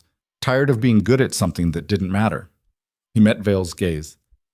"And I met someone who made me remember what it felt like to care about something besides survival." "Clara." Silas blinked. "How do you know about her?" "You talked about her in your sleep last night. Something about a ranch and a winter storm." Vale smiled slightly. "She important to you?" "She is, I don't know." Silas pushed his empty bowl away. "I helped her a few years back when her husband died and the ranch was about to collapse. Spent a whole winter fixing fences and moving cattle and keeping her operation running. Then I left because staying felt too much like wanting something I couldn't have." "Why couldn't you have it?" "Because I was a bounty hunter. Because I killed people for money. Because she deserved better than someone like me." "And now?" "Now I'm still someone who kills people. Just different people for different reasons." Silas stood up. "Doesn't change what I am." "Maybe," Vale said, "or maybe you're learning that what you were doesn't have to define what you become." Silas didn't have an answer for that. He just nodded good night and headed upstairs to his room. The bed was comfortable. Too comfortable after days of sleeping on rocks. Silas lay there, staring at the ceiling, thinking about tomorrow and all the ways it could go wrong. Eventually, sleep found him, and this time the dreams were quieter. He woke to someone pounding on his door. Silas was on his feet instantly, gun drawn, before his brain caught up with his instincts. Gray light filtered through the window. Dawn? Or close to it. "Silas!" Vale's voice from the hallway. "We've got trouble." He opened the door to find Vale fully dressed, rifle in hand, expression grim. "They're here," Vale said. "Warwick's men. At least a dozen of them, maybe more." "How do you know?" "Stable hand woke me 20 minutes ago. Said a group of riders came through town asking about us. They're gathering at the saloon, probably planning their move." Silas swore and started pulling on his clothes. "Webb?" "Already at the territorial office." Barricaded himself in. Vale checked his rifle. "We need to get there. Now. Before they surround the building." They went downstairs fast, collected their horses from the stable, and rode through empty streets toward the center of town. Carson Ridge was just waking up. Shopkeepers sweeping their storefronts, early risers heading to work. But something felt different. Tense. Word had spread. They reached the territorial office to find Webb standing in the doorway with his shotgun. "About time." "How many?" Silas asked, dismounting. 14 that I've counted. Could be more." Webb stepped aside to let them in. They're at Murphy's saloon, been there about an hour, drinking, arguing, working up their courage. We're planning their attack, Vale said. That too. Webb closed and barred the door behind them. The building's interior was darker than Silas remembered. Webb had shuttered most of the windows and stacked furniture to create defensive positions. I sent a wire to the territorial capital. Governor's sending help, but they won't arrive until tomorrow afternoon at the earliest. So we hold out for 24 hours, Silas said, against 14 armed men who don't care about the law. Webb moved to one of the gun ports and peered out. Could be worse. How? Could be 15 men. Vale almost laughed. Your optimism is inspiring, Marcus. I do what I can. Webb turned back to them. Here's the situation. This building's got 3 entry points, front door, back door, and a side entrance through my office. All of them are stone and reinforced. The walls are 2 feet thick. We've got ammunition, water, and enough food for 3 days if we ration. What about fire? Silas asked. They could burn us out. Tried that once, didn't work. Webb pointed at the ceiling. Roof's slate, not wood, and the walls won't burn. Whoever built this place knew what they were doing. So we just wait, Vale said. We wait. We hold position, and if they try to breach, we make it cost more than they're willing to pay. It sounded simple when Webb said it like that. Silas knew it wouldn't be. Outside, the sun continued rising. The town came fully awake, and somewhere in that saloon, 14 men were deciding how badly they wanted Elias Vale dead. Silas checked his ammunition for the 3rd time. Full cylinder, extra rounds in his belt, rifle loaded and ready. All the preparation in the world wouldn't matter if things went wrong, but it was all he had. Hey, Vale said quietly from across the room. Whatever happens today, thank you for everything. Save it for when we're still alive to celebrate. Fair enough. They settled in to wait. Minutes crawled past, then an hour. The town outside went about its business, people carefully avoiding the territorial office like they could sense what was coming. And then, just before noon, the front door of Murphy's saloon opened. 14 men walked out. They moved down the street in formation, organized, purposeful, and stopped 50 yards from the territorial office. One of them, a big man with a thick beard, stepped forward. Marcus Webb, he called out. We know Vale's in there. Send him out and nobody else has to die. Webb opened the gun port. And if I don't? Then we come in and get him. Your choice. Here's my choice, Webb shouted back. You boys disperse peacefully, and I'll pretend you didn't just threaten a territorial officer. Otherwise, the next sound you hear will be my shotgun. The bearded man smiled. That's what I thought you'd say. He turned and walked back to his men, and the siege began. The first shot came 10 minutes later, punching through one of the shuttered windows and embedding itself in the far wall. A test shot, seeing if they'd panic or return fire. Webb didn't flinch. Hold your positions. Don't waste ammunition. 2 more shots followed, both hitting stone and ricocheting harmlessly away. Silas crouched behind the overturned desk Webb had positioned near the front gun port, watching the street through the narrow opening. The 14 men had spread out, taking cover behind water troughs, building corners, and a wagon someone had abandoned in the middle of the road. Smart positioning made them harder to target. They're not rushing us, Vale observed from his position near the side entrance. They're settling in for a long fight. Good, Webb said. The longer they wait, the more time reinforcements have to arrive. Assuming they arrive at all, Silas muttered. Another volley of shots peppered the building. Still just harassment fire, nothing serious. Testing their defenses, watching for weak points, making noise to keep them nervous. It was working. Silas's hands were steady on his rifle, but his mind was racing through scenarios. 14 men against 3. Even with superior defensive position, the math wasn't good. They'd have to sleep in shifts, conserve ammunition, hope the attackers got tired or careless before the defenders ran out of resources, and hope that nobody in town decided to help Warwick's men. An hour passed. The shooting continued sporadically. A shot here, 2 there, just enough to keep them pinned and anxious. Outside, Silas could see townspeople hurrying past with their heads down, trying to pretend nothing unusual was happening. A few shops had closed their shutters. The streets were emptying. Nobody wanted to get caught in the crossfire.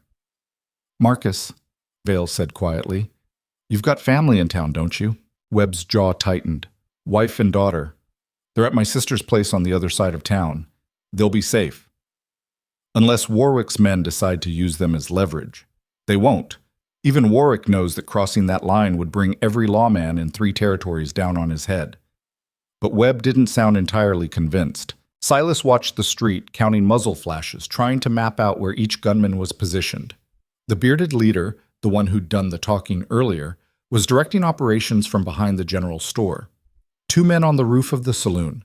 3 more spread along the western buildings. The rest scattered in positions that gave them overlapping fields of fire. Professional setup. These weren't just hired thugs, they were experienced fighters. "Webb," Silas said, "those men out there, they're military trained. I noticed. Which means they know how to conduct a proper siege. They'll try to starve us out, cut off our water, maybe tunnel under the building if they get desperate. The water comes from a well in the basement. They can't cut that off without coming inside." Webb shifted position, checking the back entrance. "And the foundation's solid rock. No tunneling. Then they'll wait us out. Let them wait. I can be patient." Another hour crawled past. The sun climbed higher and the temperature inside the building rose. Stone walls kept things cooler than they could have been, but it was still uncomfortable. Sweat ran down Silas's back. His throat was dry, but he didn't want to waste water. Around 2 in the afternoon, something changed. The shooting stopped completely. For 5 minutes, then 10, nothing happened. Just silence and heat and the sound of Silas's own breathing. "They're planning something," Vale said. "Yeah." Webb moved to a different gun port, trying to get a better view. "Question is what?" The answer came 15 minutes later when smoke started rising from the building directly behind the territorial office. Not heavy smoke. Not like the burning farmhouse they'd seen days earlier. Just a thin gray column that suggested someone had started a fire in a back room or storage area. "They're trying to smoke out the neighbors," Silas realized. "Force people to evacuate, create chaos." "Won't work," Webb said. "That building's got a good water pump. They'll put it out before it spreads." But the real purpose became clear when 3 of Warwick's men used the distraction to move closer, advancing under cover of the commotion. They made it to within 20 yards before Webb spotted them. "East side," he called out. Silas swung his rifle around, sighted through the gun port, and fired. His shot went wide. The angle was bad, but it forced the advancing men to dive for cover. Vale fired twice, more accurately. 1 man went down clutching his leg. The other 2 retreated, dragging their wounded companion with them. The smoke from the neighboring building was getting thicker now. Silas could hear shouting, people running, the sound of water being thrown on flames. Exactly the kind of chaos Warwick's men wanted. "This is going to get worse," Vale said grimly. "They'll keep creating diversions, keep us reacting until we make a mistake." "Then we don't make mistakes," Webb replied. But even he sounded less certain than before. The afternoon ground on. The fire got put out, but not before damaging the building enough that its occupants had to evacuate. Silas watched families hurrying past with whatever possessions they could carry, children crying, adults looking terrified. This was what Warwick's men wanted. To show the town what happened when you harbored people they wanted dead. Another assault came at dusk. This time 6 men rushed the building simultaneously from 3 different angles, firing as they came. It was coordinated, aggressive, and almost worked. Webb's shotgun took down the first man through sheer stopping power. Silas got the second with a rifle shot that caught him in the shoulder and spun him around. Vale dropped a third with 2 quick pistol shots, but the other 3 made it to the walls, and for a terrifying moment Silas thought they'd try to break through. Then Webb fired through a low gun port, and the men scrambled back, leaving one of their number bleeding in the dirt. 4 casualties now, but Warwick's men weren't retreating. They just regrouped and settled back into their positions. "They're testing us," Vale said, breathing hard, "seeing how well we hold under pressure." "We're holding fine," Webb growled.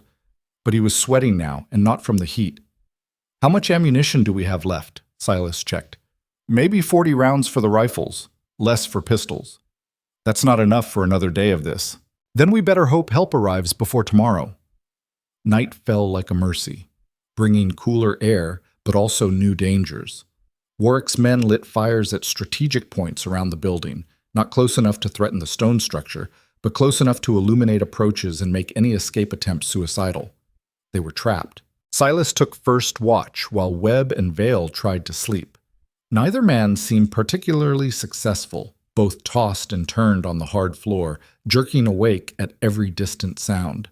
Silas understood. He'd been in sieges before, though never on the defending side. It was a special kind of hell, knowing that any moment could bring a final assault you weren't ready for. The waiting wore on you worse than actual fighting. Around midnight, he heard movement outside. Quiet footsteps. Whispered voices. He moved to the gun port and peered out. 2 men were approaching the building from the north, moving low and fast, carrying what looked like bundles of straw or kindling. They were going to try burning them out after all. Silas raised his rifle and fired. The shot was loud in the darkness, and one of the men went down. The other dropped his burden and ran. Webb and Vale were on their feet instantly, weapons ready. "Fire attempt," Silas said. "Stopped them." "For now," Webb added. "They'll try again." They did. 3 more times before dawn, each attempt coming from a different direction, each one forcing the defenders to scramble to new positions. None of the attempts succeeded, but they accomplished their real purpose, keeping the men inside exhausted and off balance. By the time gray light started filtering through the shutters, Silas felt like he'd aged 10 years. His eyes burned, his head ached. Every muscle in his body was tight with tension. Vale looked worse. He sat against the wall with his rifle across his knees, staring at nothing, face drawn and haggard. Webb was checking their ammunition supply and not liking what he found. 20 rounds, he said quietly. "Maybe less." "That's not enough," Silas said. "No, it's not." Webb looked at them both. "If they mount a serious assault, we won't be able to hold." "So what do? "We pray that help arrives in the next few hours. And if it doesn't—" Webb trailed off, but the implication was clear. If help didn't arrive, they were dead. Silas moved to the window and looked out at the town. Carson Ridge was waking up, though more quietly than usual. People moved quickly, keeping to the shadows, avoiding the street where the territorial office sat like an island under siege. And surrounding that island, Warwick's men waited, patient, confident, knowing that time was on their side. "Vale," Silas said after a moment, "why don't you just walk out there? Give yourself up. Maybe they'd let Webb and me go." "They wouldn't," Vale said without looking up. "And even if they would, I'm not doing it. We're in this together now." "You didn't ask for that." "Neither did you, but here we are." Vale finally met his gaze. "Besides, if I walk out there, they'll kill me and then come after you both anyway. At least this way we've got a chance." "Not much of one." "Better than none." The morning wore on. No assault came, which was somehow worse than fighting. Just waiting, watching, knowing that every minute brought them closer to either salvation or death. Around 10 o'clock, something changed. The bearded leader emerged from behind the general store, hands raised to show he wasn't armed. He walked slowly toward the territorial office until he was about 30 yards away. "Webb," he called out. "We need to talk." Webb moved to the gun port. "Talk. This doesn't have to end in blood. Nobody else needs to die today. Then leave. Take your men and ride out. We'll forget this ever happened." The bearded man shook his head. "Can't do that. Theodore Warwick wants Vale, and Warwick doesn't accept failure. Then you've got a problem. Because Vale's under my protection, and I don't surrender prisoners. Even when you're outnumbered? Outgunned? Even when the next assault will definitely breach these walls?" The man's voice was reasonable, almost friendly. "Marcus, I know you. You were a ranger. You understand how this works. Sometimes you have to make the practical choice." "The practical choice is upholding the law." "The law?" The bearded man laughed. "The law is whatever Theodore Warwick says it is, has been for years. You know that better than anyone." "Maybe, but not today." Webb's voice hardened. "Today, the law says Warwick's a criminal, and Elias Vale is a witness under protection, and I will defend that witness until either help arrives or I'm dead. Those are your only 2 options." The bearded man sighed. "That's disappointing. I was hoping you'd be reasonable." "Reason is knowing when to stand your ground. This is that time." "All right, then." The bearded man turned to leave, then paused. "One more thing. The governor's men, the reinforcements you're waiting for, they're not coming. Silas felt his stomach drop. "You're lying," Webb said, but uncertainty crept into his voice. "Am I?" "Check your telegraph line. Been cut since last night. Nobody's coming to save you, Marcus. It's just you three against 14 of us. And we've got all the time in the world." He walked back to his position, and the silence that followed was deafening. Vale moved to Webb's side. "Is he telling the truth?" Webb's face had gone pale. "I don't know. Maybe. The telegraph could be down for a dozen reasons. But if he's right, then we're on our own." Webb looked at them both. "I'm sorry. I thought we'd have backup. I thought—" "It doesn't matter," Silas cut him off. "We're here now. We deal with what we've got. Which is almost no ammunition and no help coming. So we improvise." Silas's mind was racing, sorting through options, discarding bad ideas, looking for anything that might work. "They think we're trapped, that we can't do anything except wait to die." "We are trapped," Vale pointed out, "only if we stay here." Silas moved to the back entrance, studying the alley beyond. "What if we don't?" Webb stared at him. "You want to break out?" "I want to take the fight to them. They're expecting us to defend. Let them wait here while we circle around and hit them from behind." "That's insane." "Probably, but it's better than sitting here waiting to die." Silas looked at Vale. "Your horse, that black stallion, how fast is he?" "Faster than anything they're riding. Why?" "Because I've got an idea, and it's either going to save us or get us killed a lot faster than waiting would." Vale smiled grimly. "At this point, I'll take either option. What do you need?" Silas laid out his plan. It was reckless, dangerous, and relied on timing that would have to be perfect. But it was something, an action instead of a reaction, a choice instead of surrender. Webb listened, his expression shifting from skeptical to thoughtful to something almost like hope. "It could work," he said finally, "but one of us has to stay here. Keep up the illusion that we're all still defending." "I'll stay," Vale said immediately. "No," Silas countered. "You and your horse are the key to this working. You have to be the one who rides." "Then I'll stay," Webb said. "This is my town, my responsibility. If anyone's making a last stand, it should be me." They argued for another 10 minutes, but Webb wouldn't budge. Finally, Vale and Silas gave in. There wasn't time for better options. They spent an hour preparing. Webb positioned furniture and weapons to make it look like 3 people were still defending multiple positions. Vale checked his horse, making sure the animal was rested and ready for hard riding. Silas loaded every weapon they had, distributing ammunition for maximum effect. Just after noon, they were ready. Webb took his position at the front gun port, shotgun loaded. "Give me 5 minutes to draw their attention, then go." "Marcus," Vale said, "if this works, it'll work. Just make sure those documents get where they need to go." "I will." "Good." Webb actually smiled. "Now get out of here before I change my mind." Silas and Vale slipped out the back entrance, moving low and fast through the alley. The black stallion was waiting where they'd left him, calm despite the tension. Vale mounted up, and Silas climbed on behind him. "Hold on," Vale said. "This is going to be rough." From inside the building, Webb opened fire. 3 rapid shotgun blasts that echoed through the street, then rifle shots, making it sound like a full defense was underway. Warwick's men returned fire, concentrating on the front of the building, exactly as planned. Vale spurred the stallion forward, and the animal exploded into motion. They shot down the alley, took a hard turn onto a side street, and raced away from the territorial office. Behind them, gunfire continued. Webb was giving them cover, making noise, keeping the enemy focused on the wrong place. They had maybe 3 minutes before someone noticed they were gone.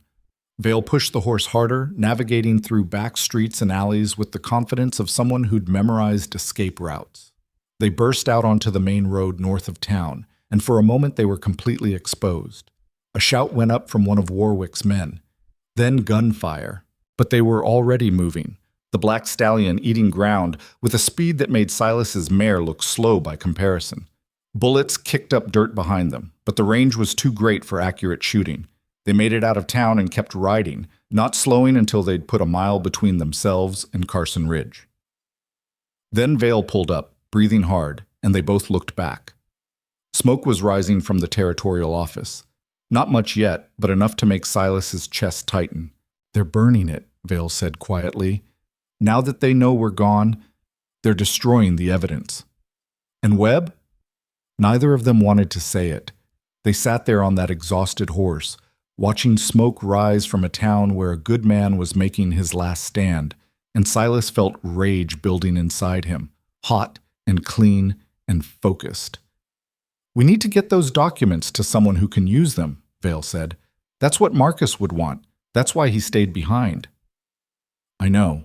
The territorial capital is 2 days north. If we ride hard— No, Silas interrupted. Vale looked at him. What? We're not running to the capital. Silas slid off the horse and started checking his guns. We're going back. That's suicide. Maybe. But I'm not leaving Webb to die alone while we run away. Silas met Vale's gaze. You said it yourself earlier. Sometimes you have to stand your ground. This is that time. Silas, you can ride on if you want. Take the documents north. Make sure Warwick answers for what he's done. Silas started walking back toward town. But I'm going back, and I'm taking every one of those men down with me if I have to. For a moment, Vale just sat there. Then he dismounted, tied his horse to a tree, and checked his own weapons. You're an idiot, Vale said. Probably.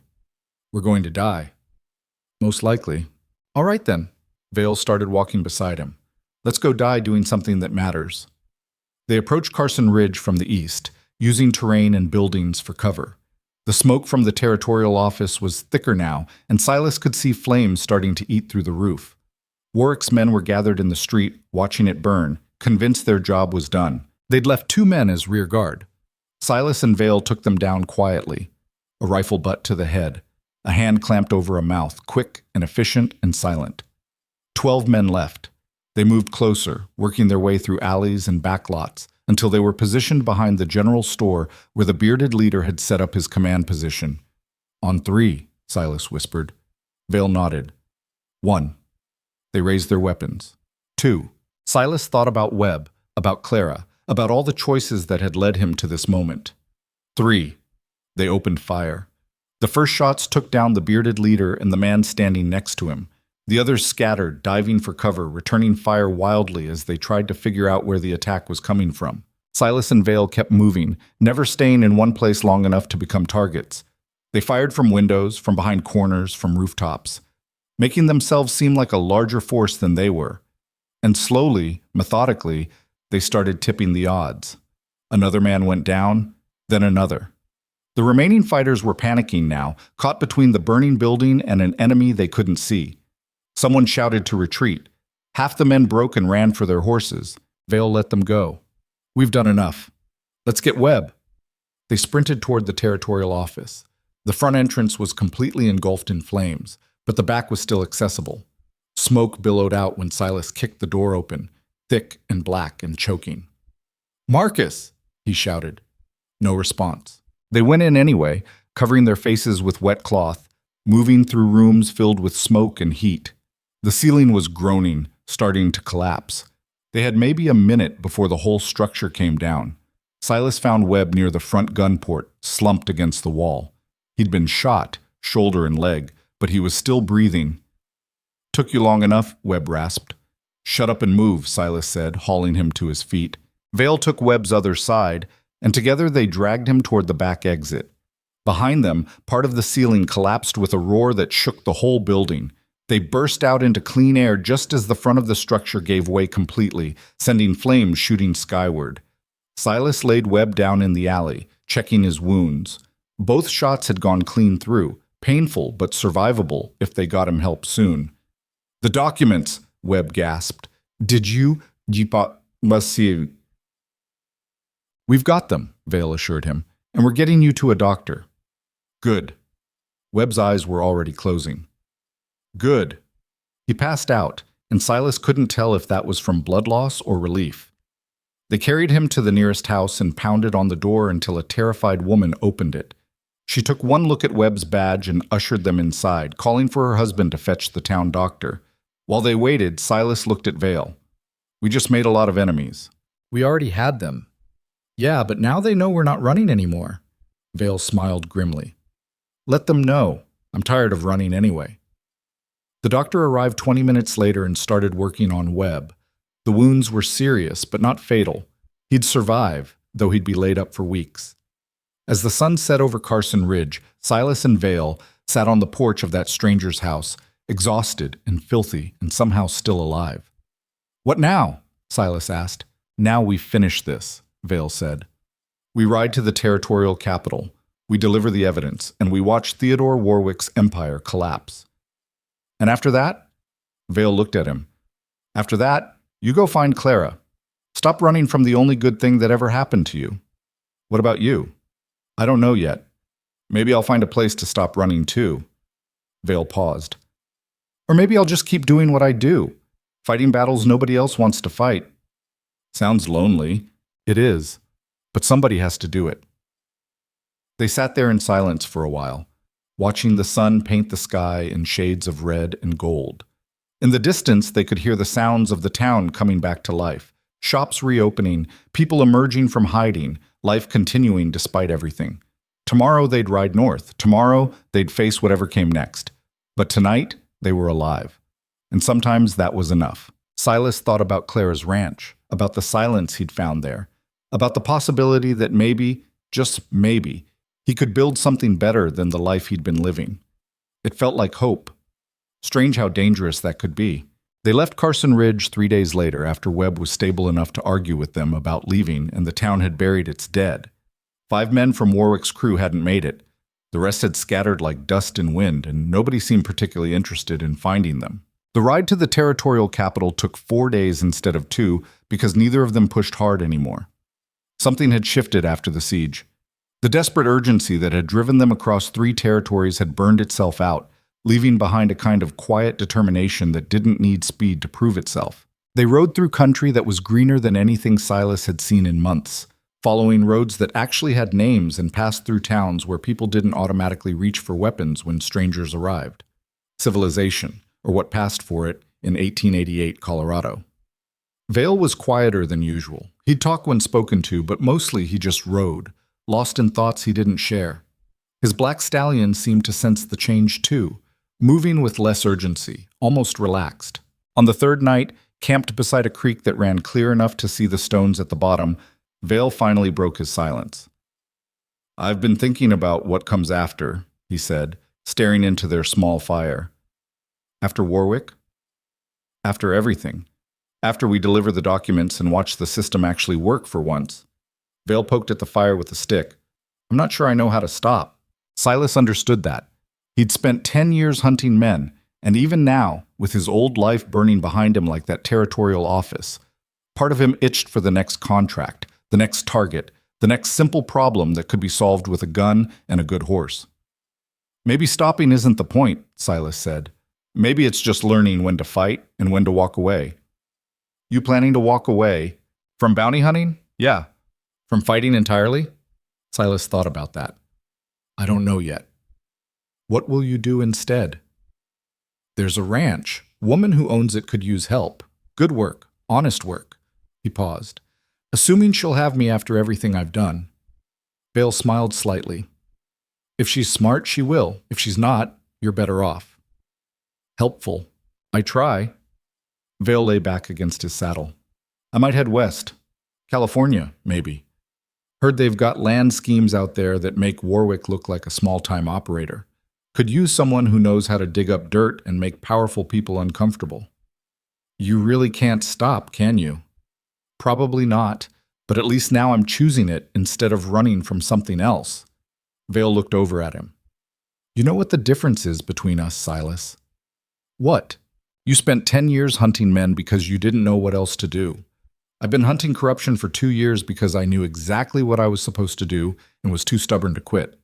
He paused. "We're both running, just in different directions." "That's supposed to be profound?" "No, just honest." They reached the territorial capital on a gray morning that threatened rain but never delivered. The city was bigger than anything Silas had seen in years. Actual paved streets, brick buildings, people in suits who looked like they'd never been more than 10 miles from civilization. It felt alien after weeks in the territories where law was negotiable and survival came before comfort. The territorial courthouse sat at the center of town, a three-story stone building that looked like it was trying very hard to be impressive. They tied their horses outside and climbed the steps with the saddlebag full of documents that had cost so much blood to protect. Inside, a clerk directed them to the office of Territorial Judge Harrison Blackwell. The name meant nothing to Silas, but Vale seemed to recognize it. Blackwell's old guard, Vale explained as they climbed stairs. Been on the bench for 30 years. If anyone can push this through, it's him. You trust him? I trust that he hates corruption more than he likes comfort. That's close enough.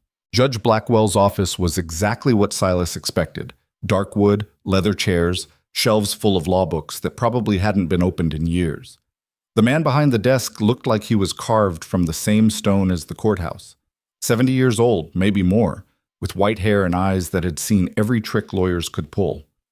Elias Vale, Blackwell said without preamble. Heard you were dead. Not yet. Pity. Would have made the paperwork simpler. The judge's gaze shifted to Silas. And you are? Silas Crowe. The bounty hunter. Blackwell leaned back in his chair. This ought to be interesting. What brings two fugitives to my office? Vale dropped the saddlebag on the desk. Evidence. Everything you need to bring charges against Theodore Warwick and the Colorado Cattlemen's Association for fraud, theft, intimidation, and murder. Blackwell didn't move. That's a serious accusation. It's a serious crime. Read the documents, then tell me I'm wrong. For a long moment, the judge just stared at them.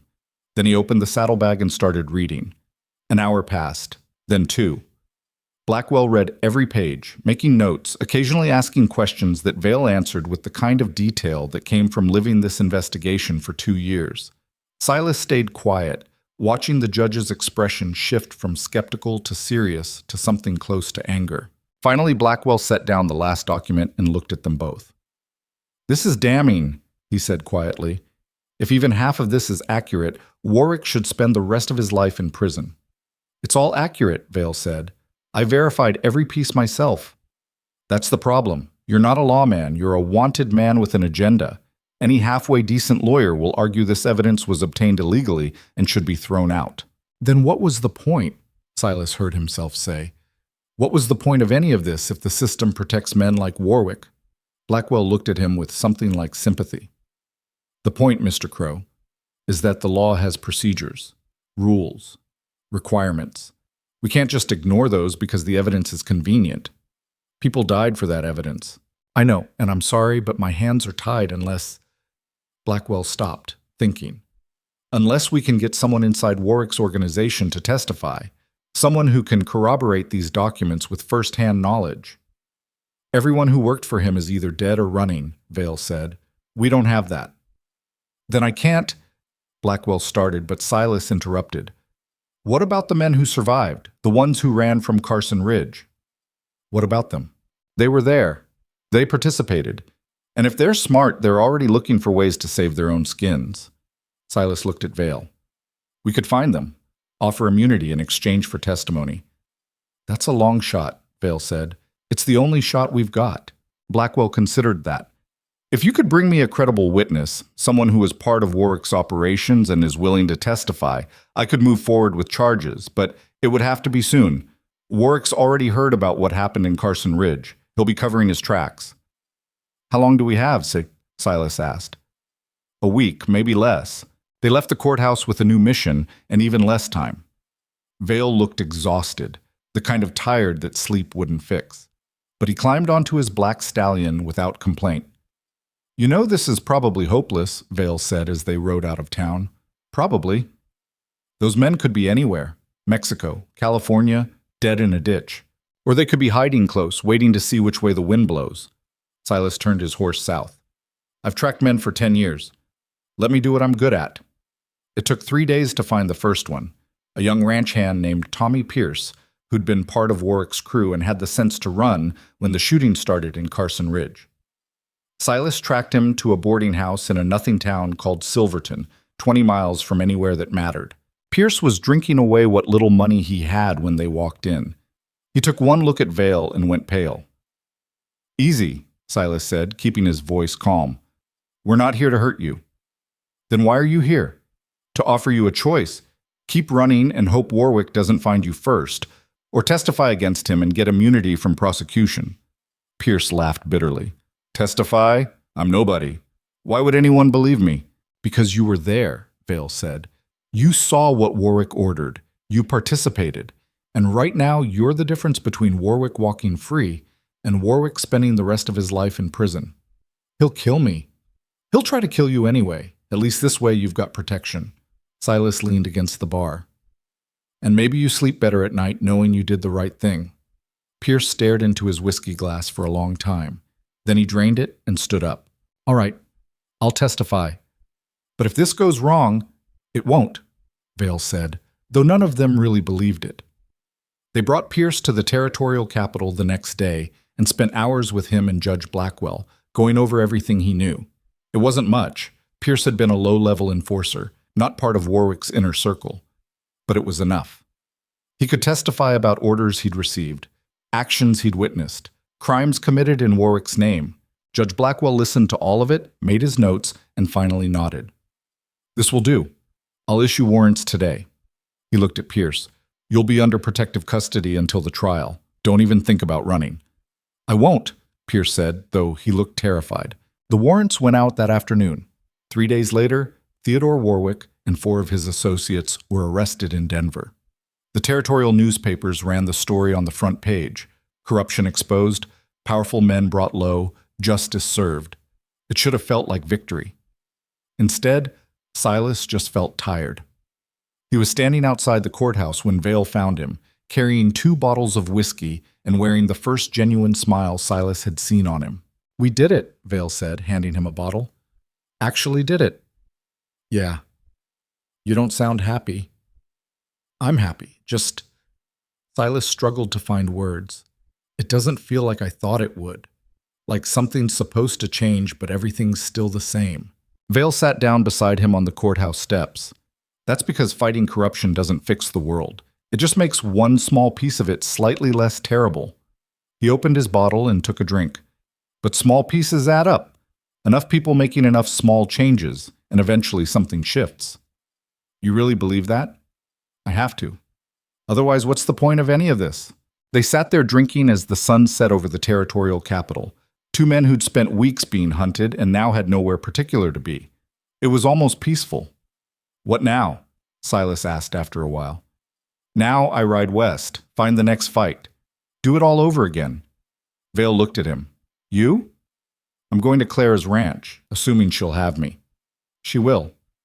You don't know that. I know you. And I know that anyone who'd spend 10 years building walls to keep people out isn't irredeemable, just scared.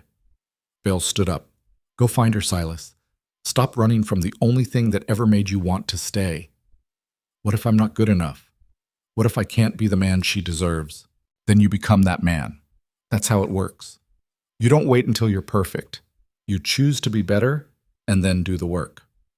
Vale offered his hand. Thank you for everything. For choosing the harder path when you could have walked away. Silas shook his hand. Thank you for reminding me there was a path worth taking. Vale climbed onto his black stallion and rode west without looking back, crimson duster bright against the setting sun. Silas watched until he was just a speck on the horizon, then turned his own horse south, toward Texas, toward Clara's ranch, toward whatever came next. The ride took 2 weeks. Silas didn't rush, letting himself process everything that had happened since that telegram arrived in Wichita Crossing. The hunt that had changed everything. The choice that had cost him his reputation but given him something more valuable. A sense that maybe, just maybe, he was worth more than the money people paid him. He thought about Vale, riding toward the next fight. About Webb, recovering in Carson Ridge. About all the people who'd died because powerful men thought law was whatever they could afford. And he thought about 43 captures and 0 failures and a perfect record that had been built on never asking questions. He was done with perfect records. Clara's ranch appeared on a cold morning in late October, spread across a valley that looked exactly like he remembered. Honest work, open sky, the kind of place where a man could rebuild himself if he had the courage to try. He rode up to the gate and dismounted. She was there, mending fence near the barn, and she straightened up when she heard his horse. For a long moment, they just looked at each other across 30 yards of dusty ground. Then she set down her tools and walked toward him. "You came back," she said, and he couldn't tell if that was a question or an observation. "Took me a while to figure out I should." "And what changed?" "I stopped running from the things that scared me, started running toward them instead." Silas took off his hat, suddenly nervous in a way no gunfight had ever made him.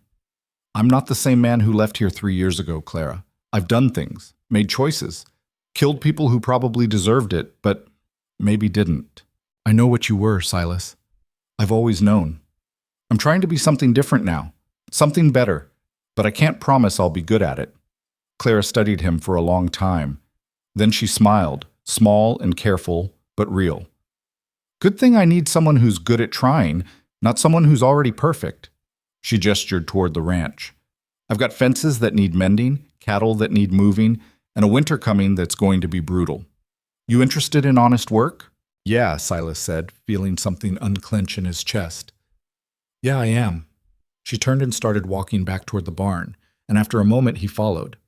His horse, good old Dust, nickered softly and followed too, like even the animal understood that this was different. This was home. That night, sitting on Clara's porch, with coffee that was too hot and stars that were too bright, Silas thought about all the roads that had led him here, about Vale somewhere west, fighting battles nobody asked him to fight, about Webb rebuilding in Carson Ridge, about Warwick sitting in a territorial prison, waiting for a trial that would probably end with him in chains, about choices and consequences and the strange way life had of forcing you to become the person you were supposed to be all along. "What are you thinking about?" Clara asked from the doorway. "How the most dangerous men don't survive because they can win every fight," Silas said. "They survive because they figure out when to stop fighting." She sat down beside him. "Took you long enough to learn that." "Better late than never." "Maybe." She was quiet for a moment. "You planning to stay this time? Or is this just another stop before you run again?" "I'm done running. From everything. From you, from myself, from the past I can't change." He looked at her. "I'm staying, Clara. If you'll let me." "I'll let you, but I've got conditions." "Name them." "No more hunting, no more killing unless there's no other choice. And you talk to me, really talk, when things get hard, instead of disappearing into yourself." "I can do that." "Can you?" "Because wanting to change and actually changing are different things." "I know, but I'm going to try. And if I fail, I'll try again, and I'll keep trying until I get it right." He paused. "That good enough?" Clara considered that. Then she took his hand, rough and scarred from years of violence, and held it in both of hers.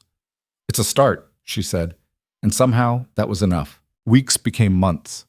Winter came hard, just like Clara predicted, burying the ranch under snow that made every day a battle against cold and isolation. But Silas worked through it, mending fences and moving cattle, and learning what it meant to build something instead of just tearing things down. It wasn't easy. Some days he woke up itching for the road, for the next hunt, for the simplicity of a target and a paycheck. Those days, he worked harder, pushed himself until exhaustion drowned out the urge to run. Other days were better.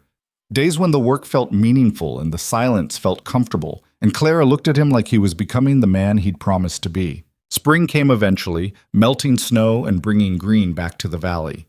With it came a letter, forwarded through 3 towns before finally reaching the ranch. The handwriting was Vale's. Silas opened it standing in the barn, surrounded by the smell of hay and horses and honest work. The letter was short. Silas. California was everything they said it was. Corrupt, beautiful, complicated. I exposed a land scheme that made Warwick look like an amateur, ruined some careers, saved some families, made new enemies. I'm heading north now, Oregon, maybe Washington. Heard there's trouble with timber companies. You know how it is. Hope you found what you were looking for. Hope Clara saw past what you were and recognized what you're becoming. Stay good, my friend. E. Silas folded the letter and slipped it into his pocket. Part of him wanted to saddle up and ride north, join Vale in whatever fight he was picking next.